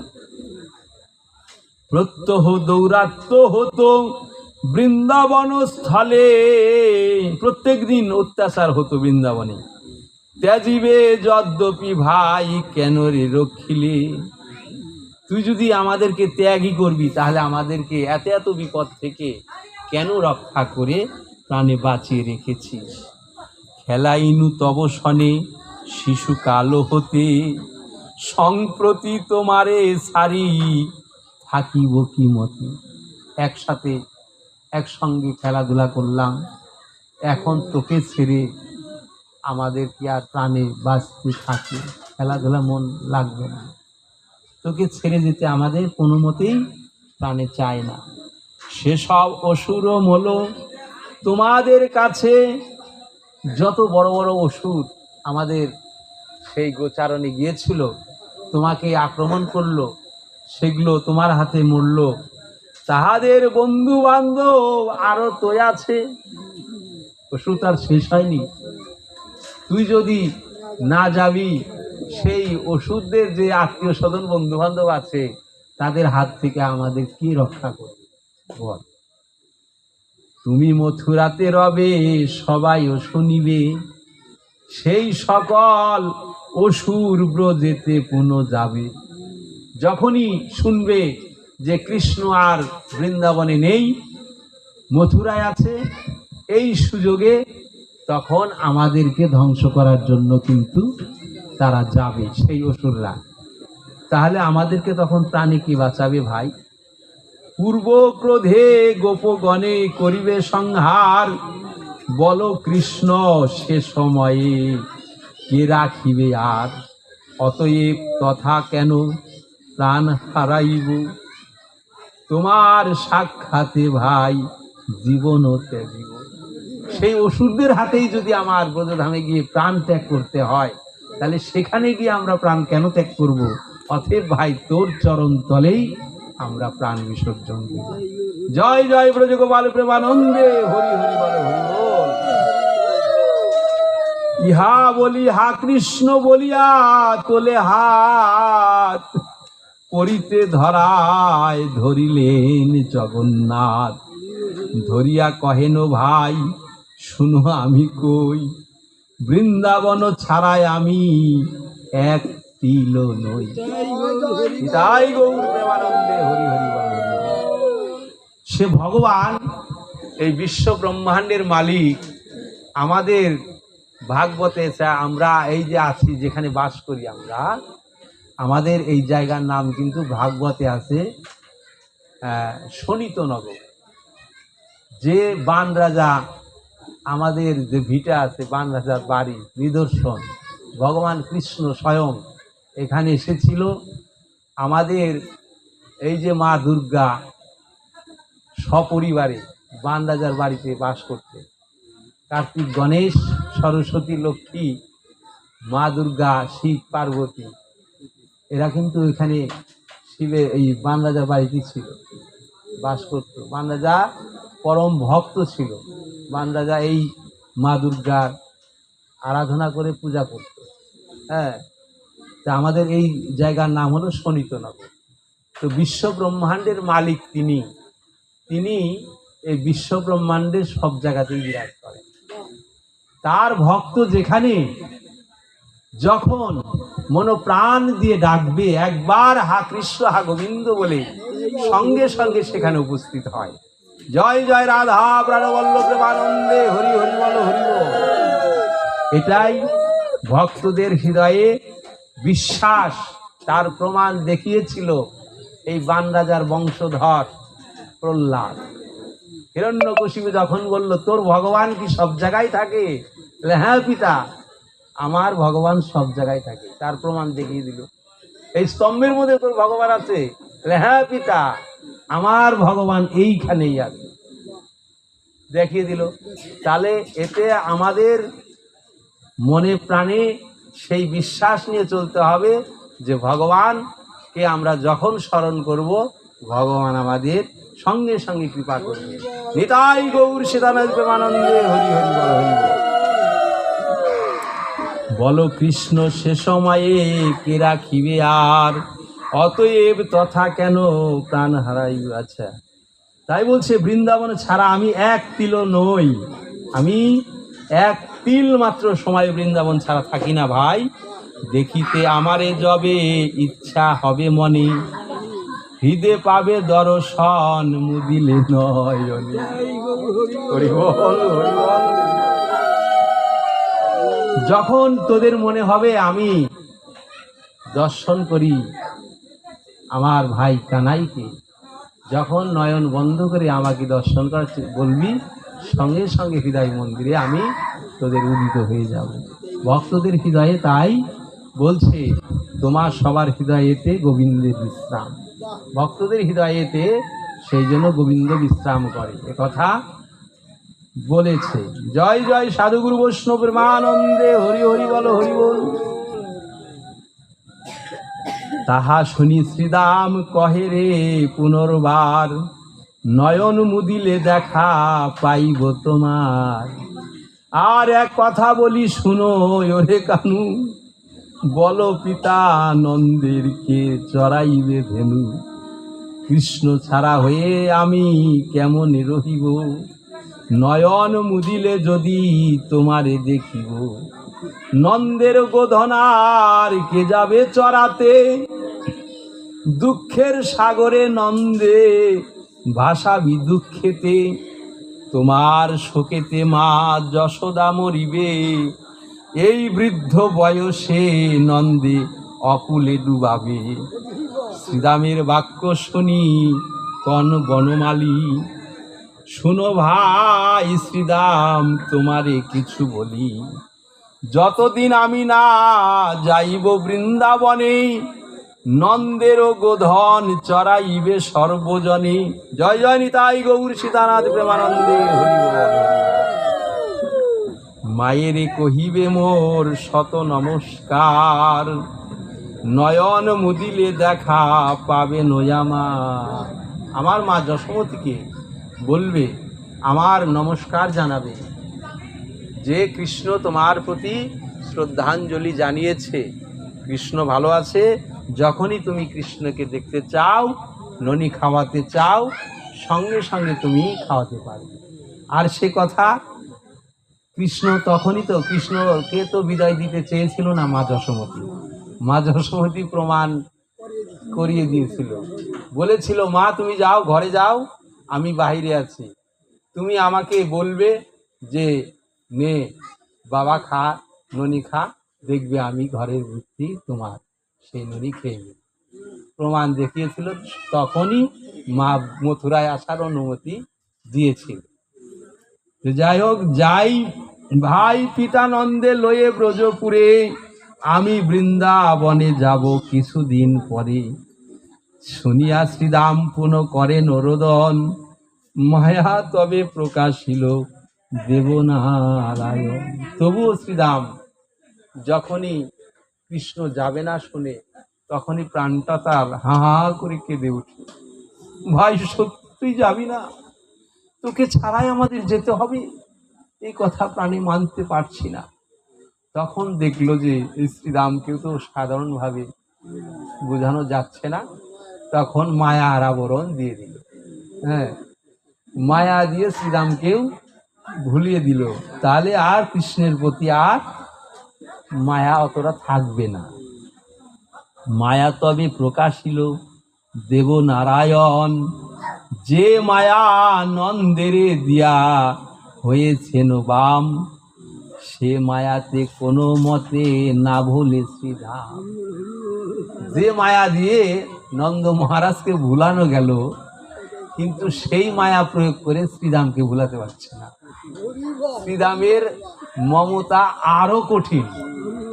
হ্যাঁ, শেষেতে বৈষ্ণবী মায়া প্রকাশ করিয়ে, কহেন বিনয়ে পুনঃ শ্রীরামে ভুলাই। এমন মায়া দিল, তার নাম হলো বৈষ্ণবী মায়া। বৈষ্ণবী মায়া দিয়ে শ্রীরামকে আবরণ করে দিল। এটা হচ্ছে সর্বশক্তিমান বৈষ্ণবী মায়া। সেই মায়াতে শ্রীরাম ভুলে গেল কৃষ্ণকে। কহেন বিনয়ে পুনঃ শ্রীরামে ভুলাইয়ে, পিতানন্দে সঙ্গে করি যাও বৃন্দাবন। ইহা বলি দেন বহু রতন বসন, প্রত্যক্ষে সবারে হরি করিয়াল। শ্রীরামের হাতেও নতুন বস্ত্র এবং রত্ন অলঙ্কার পিতাকে যেমন দিয়েছে, শ্রীরামের হাতেও তুলে দিল। তারপরে সমস্ত গোকুল ব্রজবাসীকে কৃষ্ণ কানাই বলাই এবং দুভাই মিলেই তাদেরকে প্রেমালিঙ্গন করল। সবাইকে প্রেমালিঙ্গন করে শেষ বিদায় বার্তা জানিয়ে তাদেরকে পাঠিয়ে দিল গোকুলে। ইহা বলি দেন বহু রতন বসন, প্রত্যেকে সবারে করি আলিঙ্গন। অন্তর দেন হন রাম কৃষ্ণ দুইজন, নন্দ আদি সবাকারে মায়াতে ঘিরিল। কৃষ্ণ হারাইনু কিন্তু মনেতে জানিল। হ্যাঁ, এই কথা বলে সবাইকে আলিঙ্গন করে তাদের সম্বন্ধ ছেদন করে তখন সেখান থেকে কানাই বলাই চলে গেল। হ্যাঁ, অন্তর জ্ঞান হয়ে গেল। তখন আর দেখতে পাচ্ছে না। সবাই মিলে তখন কি করবো, আর মনের দুঃখে সুখে গোকুলবাসী তখন গোকুলের দিকে রওনা দিল। তখন বলল, আমরা কৃষ্ণকে হারাইলাম। মনে হালকা হালকা ভাব, মায়া আছে কিন্তু অতটা গাঢ় নয়, যেহেতু মায়া দিয়ে ভুলিয়ে দিয়েছে বৈষ্ণবী মায়া, সেই জন্য হালকা হালকা ভাব আছে। যাই, মথুরাতে ফিরে যাই। চারিদিকে চাহে কৃষ্ণে দেখিতে না পায়, কান্দিতে কান্দিতে নন্দ হইল বিদায়। হালকা হালকা মায়া আছে, হালকা হালকা কান্নাকাটি করছে। মুনিগণ গোপগণ করি হাহাকার, কান্দিতে কান্দিতে এলো যমুনার ধার। শ্রীরাম ও যমুনা দেখি করেন রোদন। এই শ্রীরাম গোকুলবাসী সবাই যখন যমুনার ধারে এসেছে, সেই যমুনাকে দর্শন করে সবাই হাউমাউ করে কেঁদে উঠেছে।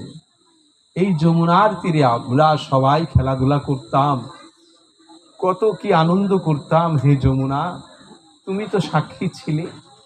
আজ দেখো আমরা সবাই ফিরে এসেছি, ভাই কানাই বলাই এরা দুজনকে আমরা আনতে পারি না।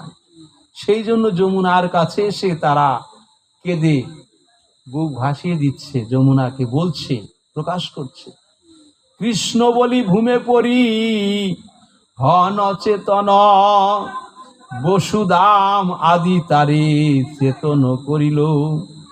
সকলে যমুনা নদী পার হয়ে গেল, ব্রজপুরে গোঠে আসি দিল দর্শন। সে সকল স্থানে কৃষ্ণ কইল গোচারণ। স্থান দেখি শ্রীরামের কান্দে যে পরাণ। যেখানে যেখানে গোচারণ করেছে যমুনার তীরে, সেই সমস্ত স্থান দর্শন করে, হায়রে এখানে কৃষ্ণের সঙ্গে খেলা করতাম, কত আনন্দ করতাম, আজ কৃষ্ণ সঙ্গে নাই। সেই কথা মনে পড়লেই তাদের নয়ন জল ঝরছে। সর্বজন শ্রীদামের চেতন করিল, বৃন্দাবন প্রবেশের পথেতে চলিল। আসিবার পথে আছে কৃষ্ণ পদচিহ্ন, দেখিয়া শ্রীদাম পুনঃ হন জ্ঞান শূন্য। কৃষ্ণের পদচিহ্ন বৃন্দাবনে ধুলিতে আছে, তাই সেই পদচিহ্ন দর্শন করে করে ধুলা মাখছে আর তাদের জ্ঞান শূন্য হয়ে যাচ্ছে। মুখেতে বলেন মাত্র এ পদ সখার, চিহ্ন রইল কৃষ্ণ কোথা গেলি রে আমার। ইহা বলি পদ চিহ্নে পরে আসারিয়া, হা কৃষ্ণ রহিলেন কোথা গোকুল ত্যাজিয়া। তবে সবে ধরাধরি করিয়া লইল, সকলে রোদন করি ব্রজে প্রবেশিল। শ্রীদামের বিলাপ কে বর্ণিবারে পারে, অনির্বার দুই নয়নেতে বাড়ি ঝরে। যতেক রাখাল গোপ নিজ করে গেল, উপানন্দ সহ নন্দ দ্বারেতে আইল। সমস্ত ব্রজবাসীরা যখন সেই গোকুল নগরীতে নন্দ মহারাজের গৃহের দিকে ফিরে গেল, সবাই ভাই নন্দ মহারাজের আরো ভাই উপানন্দ, নন্দ, আরো নাম আছে 4 ভাই, তারা সবাই মিলে তারা ফিরে আসলো, যারা যারা গেছিল না। পথেতে রোদন করি আসিতে আসিতে দিবাকর অস্তা চলে, ক্রমে ক্রমে বেলাও চলে গেছে, সূর্য অস্ত চলে যাচ্ছে, এরকম মুহূর্তে পৌঁছালো। হেথায় প্রদোষকালে যশোমতী রানী, নবনীত লয়ে করে মনে অনুমানী। 3 দিন হলো কৃষ্ণ মধুপুরে গেছে, গোকুল নগরে দিনে আধার হয়েছে। এইভাবে মথুরায় প্রবেশ করে, বৃন্দাবনে প্রবেশ করেছে। ইহা ভাবি নবনীত লয়ে কর পুরী, বাহিরে আইল মনেতে ভাবিয়া কত দূরে আসে কৃষ্ণ দ্বারে দেখি গিয়া। দ্বারে বসি দেখে দূর আইসে গোপেন্দ্র, মনে মনে ভাবে দেখি গিয়া কৃষ্ণচন্দ্র। গোপরাজ আসিতেছে দেখিবারে পাই, অবশ্য আসিছে সঙ্গে কানাই বলাই।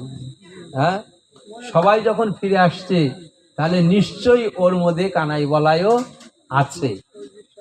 পুনর্বার যশোদা দেখেন নন্দ পানে, দেখিতে না পান রাম কৃষ্ণ 2 জনে। যশোমতী মা নন্দ মহারাজকে দর্শন করলো, কিন্তু সঙ্গে কানাই বলাইকে দেখছে না। মনে করে হেথা হতে গেছে দোহের রথে, নন্দেরও সহিত চলি না আসিবে পথে। হয়তো নন্দ মহারাজের সাথে আসে নাই, রথেই আছে, এই কথা ভাবছে। অগ্রেতে আসিছে নন্দ লয়ে গোপগণে, অন্য পথে আসে কৃষ্ণ রথ আরোহণে। এই মতো যশোমতী ভাবে যে অন্তরে, নন্দ আসি উপনীত হইল দুয়ারে। নিরখিয়া দেখে রানী নন্দের বদন, আন্ধারে ঝুরিছে তাহার যুগল নয়ন। অন্ধকার হয়ে গেছে, সূর্য অস্তমিত হয়েছে। নন্দ মহারাজ যখন সেই গৃহ মধ্যে প্রবেশ করেছে, বাড়ির মধ্যে, এখন মা যশোমতী সেই নন্দ মহারাজের নয়ন পানে চেয়ে দেখে, বদনে কোনো কথা নেই, শুধু তার নয়ন দিয়ে জল ঝরছে, নয়ন বাড়ি বরিশন হচ্ছে। দেখি ব্যগ্র হয়ে রানী করেন জিজ্ঞাসা, কহ কহ গোপরাজ কি হেতু এ দশা। হে মহারাজ, বলো কি কারণে তোমার অশ্রু জল হচ্ছে? আমি তো বুঝতে পারছি না। কানাই বলাই ওরা 2 ভাই কোথায়, বলো। কি জন্য রোদন করো বলো সেই কথা, তুমি এলে একা রাম কৃষ্ণ রইল কোথা। কৃষ্ণেরও লাগিয়া করে লইয়া সিননি, কোন পথ দিয়া আসিতেছে নীলমণি। এই কথা যশোমতী নন্দের কহিল, শুনি নন্দ নয়নের জলে ভাসি গেল।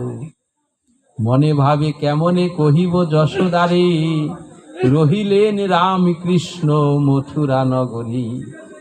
না আসিবে কৃষ্ণ আর বৃন্দাবনে, শুনিলে যশোদায় আর না বাঁচিবে প্রাণে। নন্দ মহারাজ নয়ন জলে ভাসছে আর মনে মনে ভাবছে, রানীর কাছে তো এ কথা বলা যাবে না, কৃষ্ণ যে ফিরে আসবে না এই কথা তো বলা যাবে না। এই কথা যখনই বলবো তখনই মা যশোমতী প্রাণ হারাইবে। মনে মনে এইটা ভাবছে, না কখনোই আমি বলবো না। তাই দুই করে রানী লয়েছে নবনী, যদি বলি তোমার এলো না নীলমণি। নীলমণিকে নবনীত খাওয়ানোর জন্য মা যশোমতী থালা ভরে নবনীত নয়ে পথপানে চেয়ে আছে। আর এই কথা আমি কখনোই তার কানে দিতে পারবো না যে তোমার কানাই বলাই আসেনি। শুনিয়া অমনি রানী ত্যাজিবেন প্রাণ, নন্দ মনে মনে ইহা কইল অনুমান। যশোদারে নাহি বলে মরিবার ত্রাসে, আপনি ব্যাকুল হয়ে নেত্র জলে ভাসে। এই কথা প্রকাশ করে বললে মা যশোমতী প্রাণ হারাইবে। অতএব নিজেই নেত্র জল অর্থাৎ চোখের জলে বুক ভাসিয়ে দিচ্ছে, কাঁদতেছে।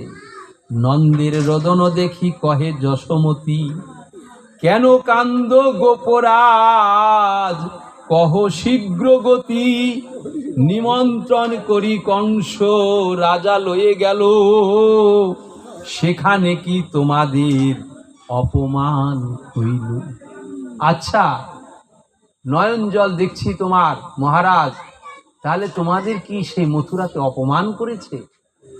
সেই কংসরাজ তো নিমন্ত্রণ করে নিয়ে গেল, ফকরুল মহাশয়কে পাঠিয়ে দিল যে তোমাদের নিমন্ত্রণ করেছে, তোমরা নিমন্ত্রিত হয়ে সেখানে গেলে কংসালয়ে, আর তোমাদের নয়ন বাড়ি ঝরছে, তাহলে সেখানে কি অপমানিত হয়েছে তোমরা সবাই?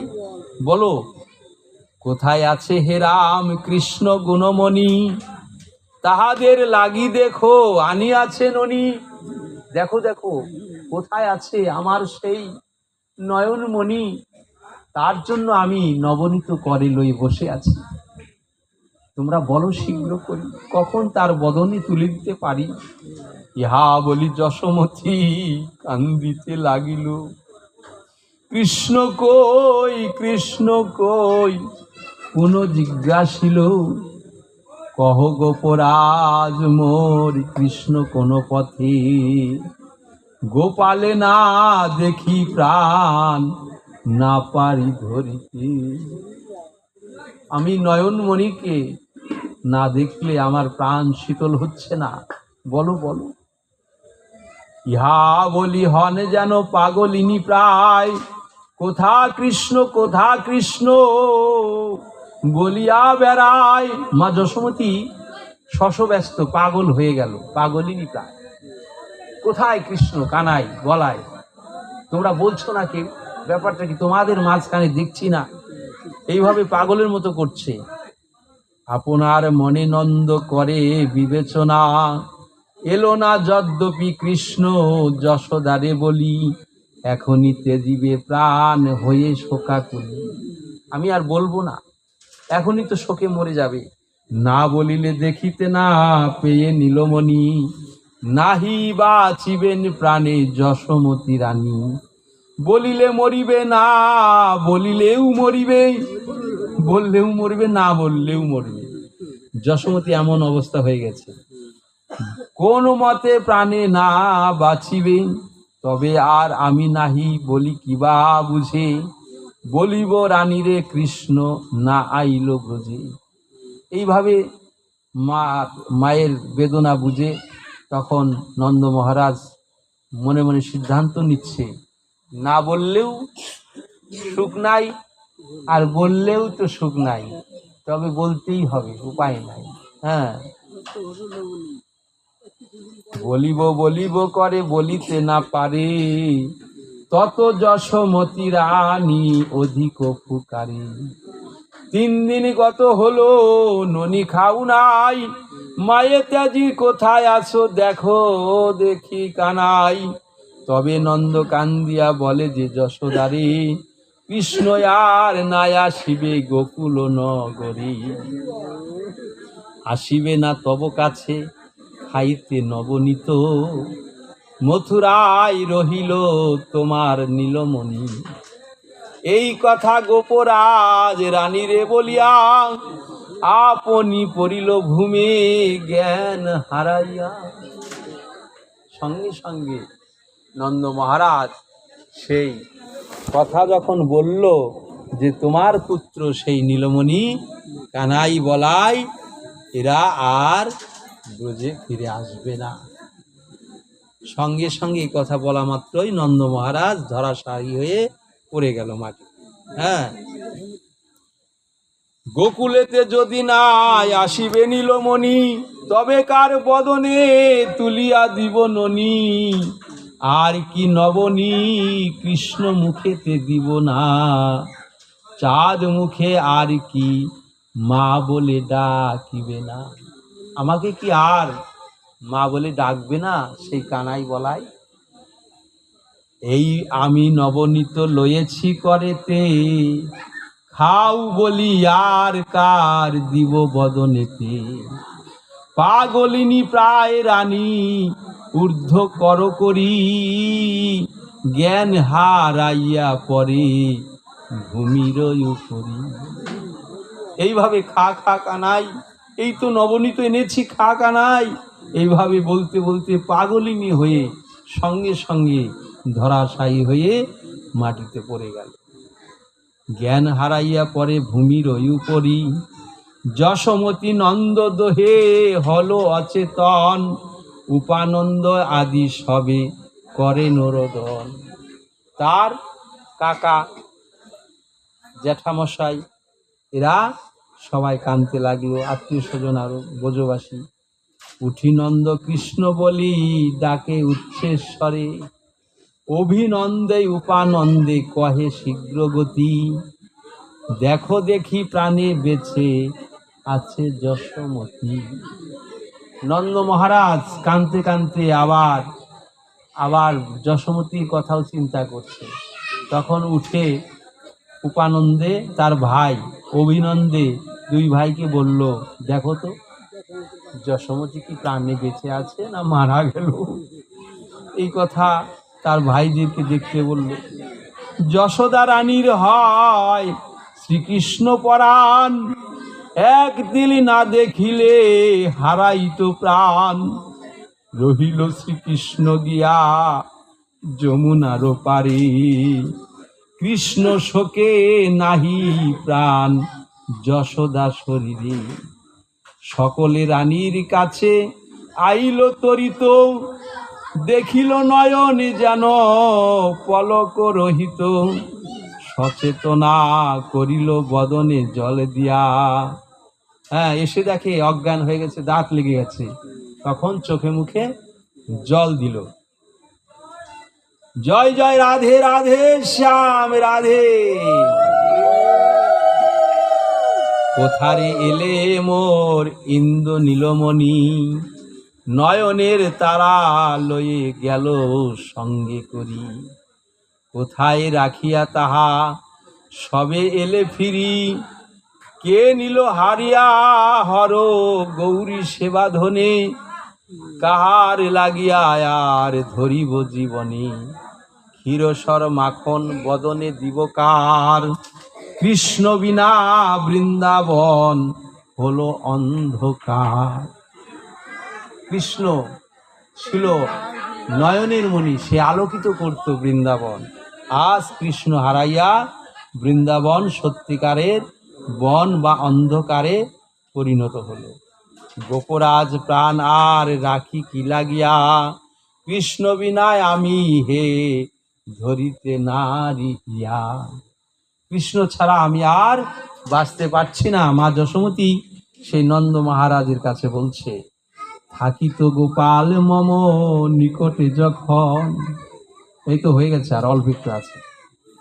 আসিল শ্রীদামাদি সকল শিশুগণ, কৃষ্ণের মা বলে মোরে, মা বলিত সবে, কৃষ্ণ গেল মা বলিয়া কেহ না ডাকিবে, মা মা বলে আর কে ডাকিবে উষা কালে, নবনীত মাগিবে কে ধরিয়ায় অঞ্চলে। এইভাবে যশোমতী দুঃখ প্রকাশ করছে।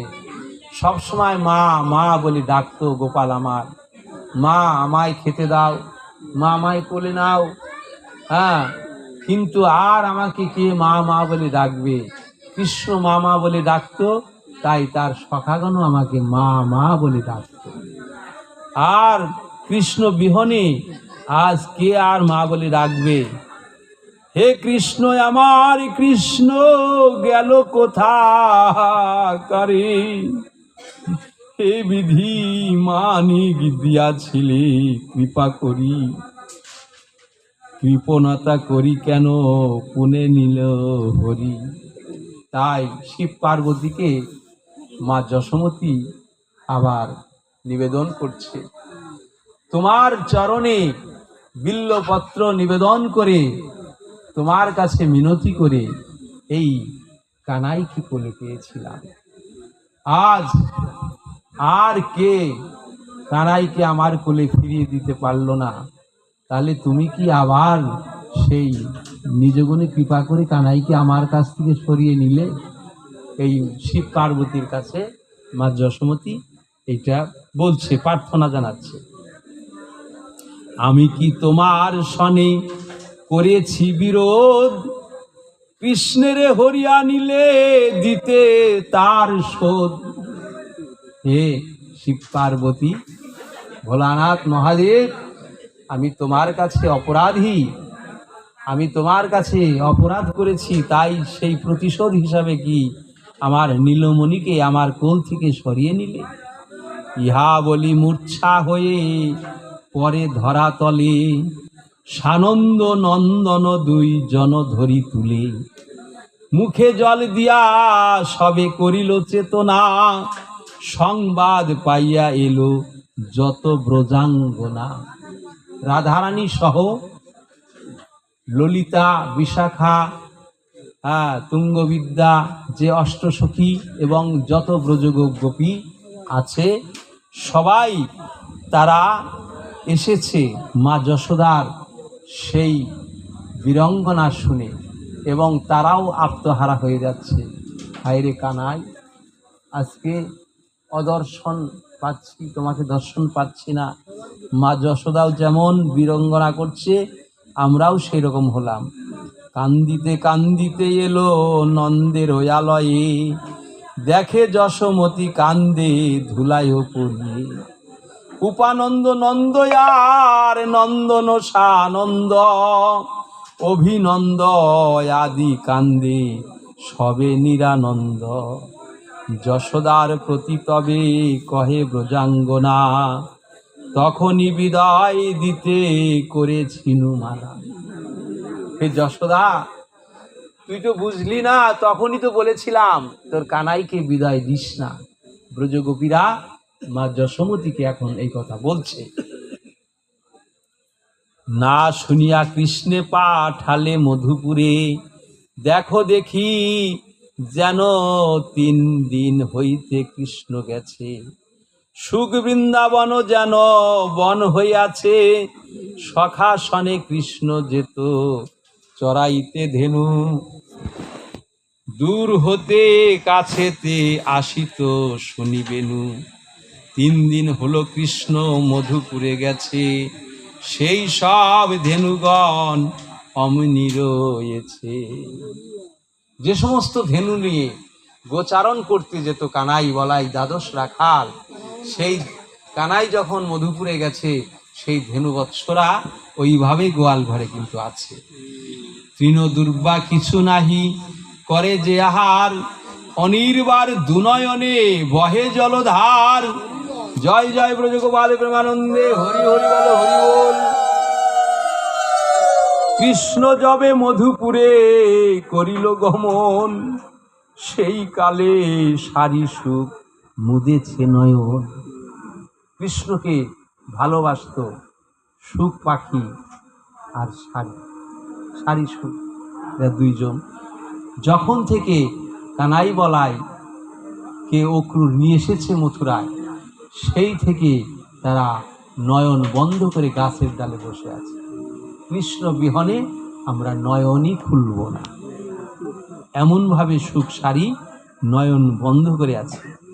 মথুরা পানেতে মুখ করি বসে আছে, গাছের ডালে বসে নয়ন বন্ধ করে মথুরার পানে বসে আছে এইভাবে মুখ করে। কখন কৃষ্ণ আসবে, তবে কৃষ্ণের শব্দ পেয়ে আমরা নয়ন খুলে যেন কৃষ্ণকে দেখতে পাই।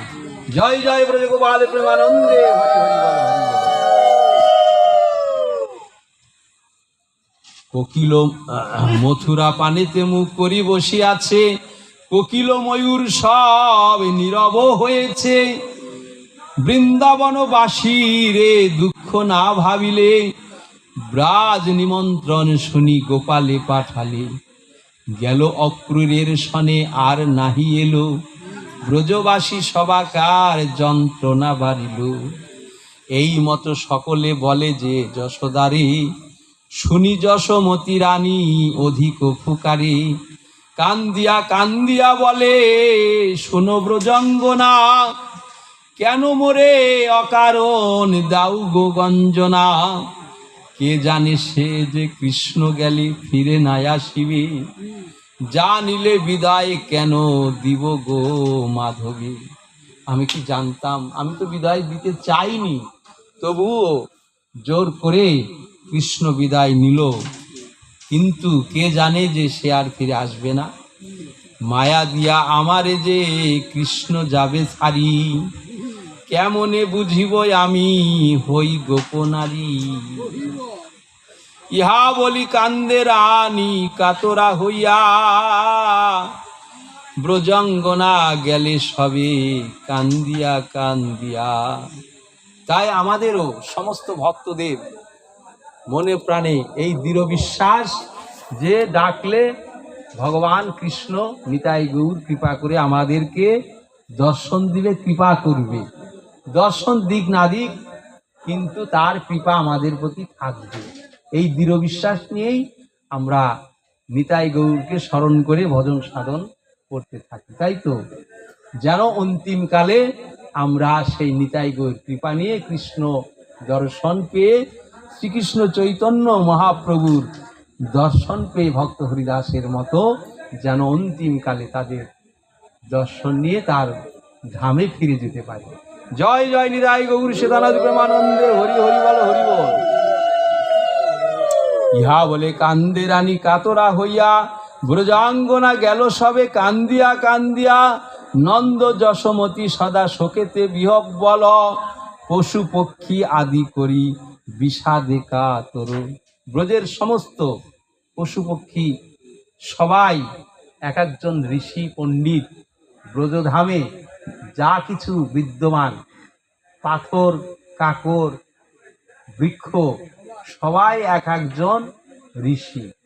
পশু পক্ষীরাও তাও এমন নীরব হয়ে গেছে, স্তব্ধ হয়ে গেছে কৃষ্ণ হারা হয়ে।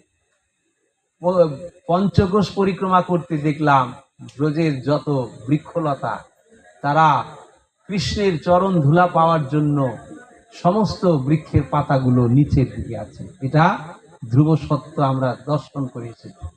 যারা যারা ব্রজে গিয়েছেন অবশ্যই পরিক্রমা করতে, পঞ্চকোশী পরিক্রমা করতে এটা লক্ষ্য করবেন। জয় জয় নিতাই গৌর সীতানাথ প্রেমানন্দে, হরি হরি বল, হরি বল। নন্দ বিদায়ের কথা সমাপ্ত হইল, দ্বিজ পদ ভাবি বেনু মাধব যে রচিল। এইখানে রহিল গ্রন্থ অমৃত লহরী, চাঁদ বদন ভরি সবাই বলুন হরি হরি। জয় জয় নিতাই গৌর সীতানাথ প্রেমানন্দে, হরি হরি বল, হরি বল। জয় জয় রাধে রাধে গোবিন্দ বলো। এখন এইভাবে হয়ে যাক, আর কি করবে।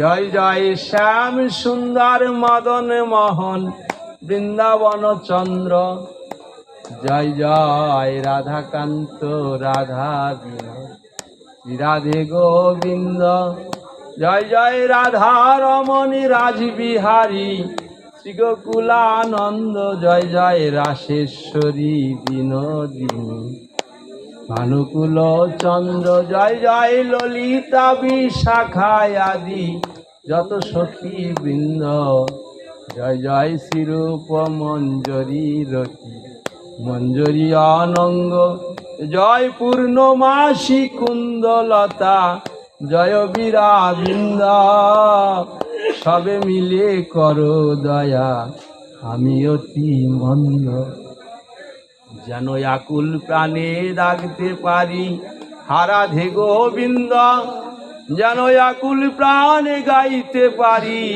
হারাধে গোবিন্দ এই কৃপা করমরে আছেন যত বৈষ্ণব জনী যেন আকুল প্রাণে ডাকতে পারি হারাধে গোবিন্দ বলে জয় রাধে শ্রী রাধে জয় রাধে শ্রী রাধে জয় রাধে শ্রী রাধে জয় রাধে শ্রী রাধে এই যে আছে বাজাইতে পারবে এই গজনদা আছে বাজাবে এই যে আছে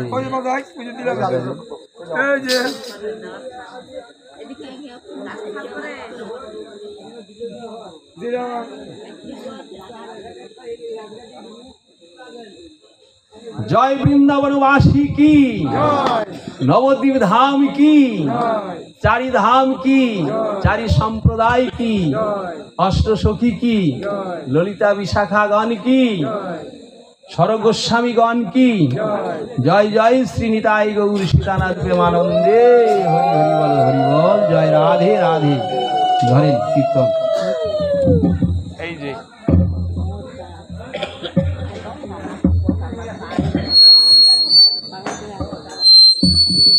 জয় নিতাই গৌর হরি বল ক্ষমা করবেন।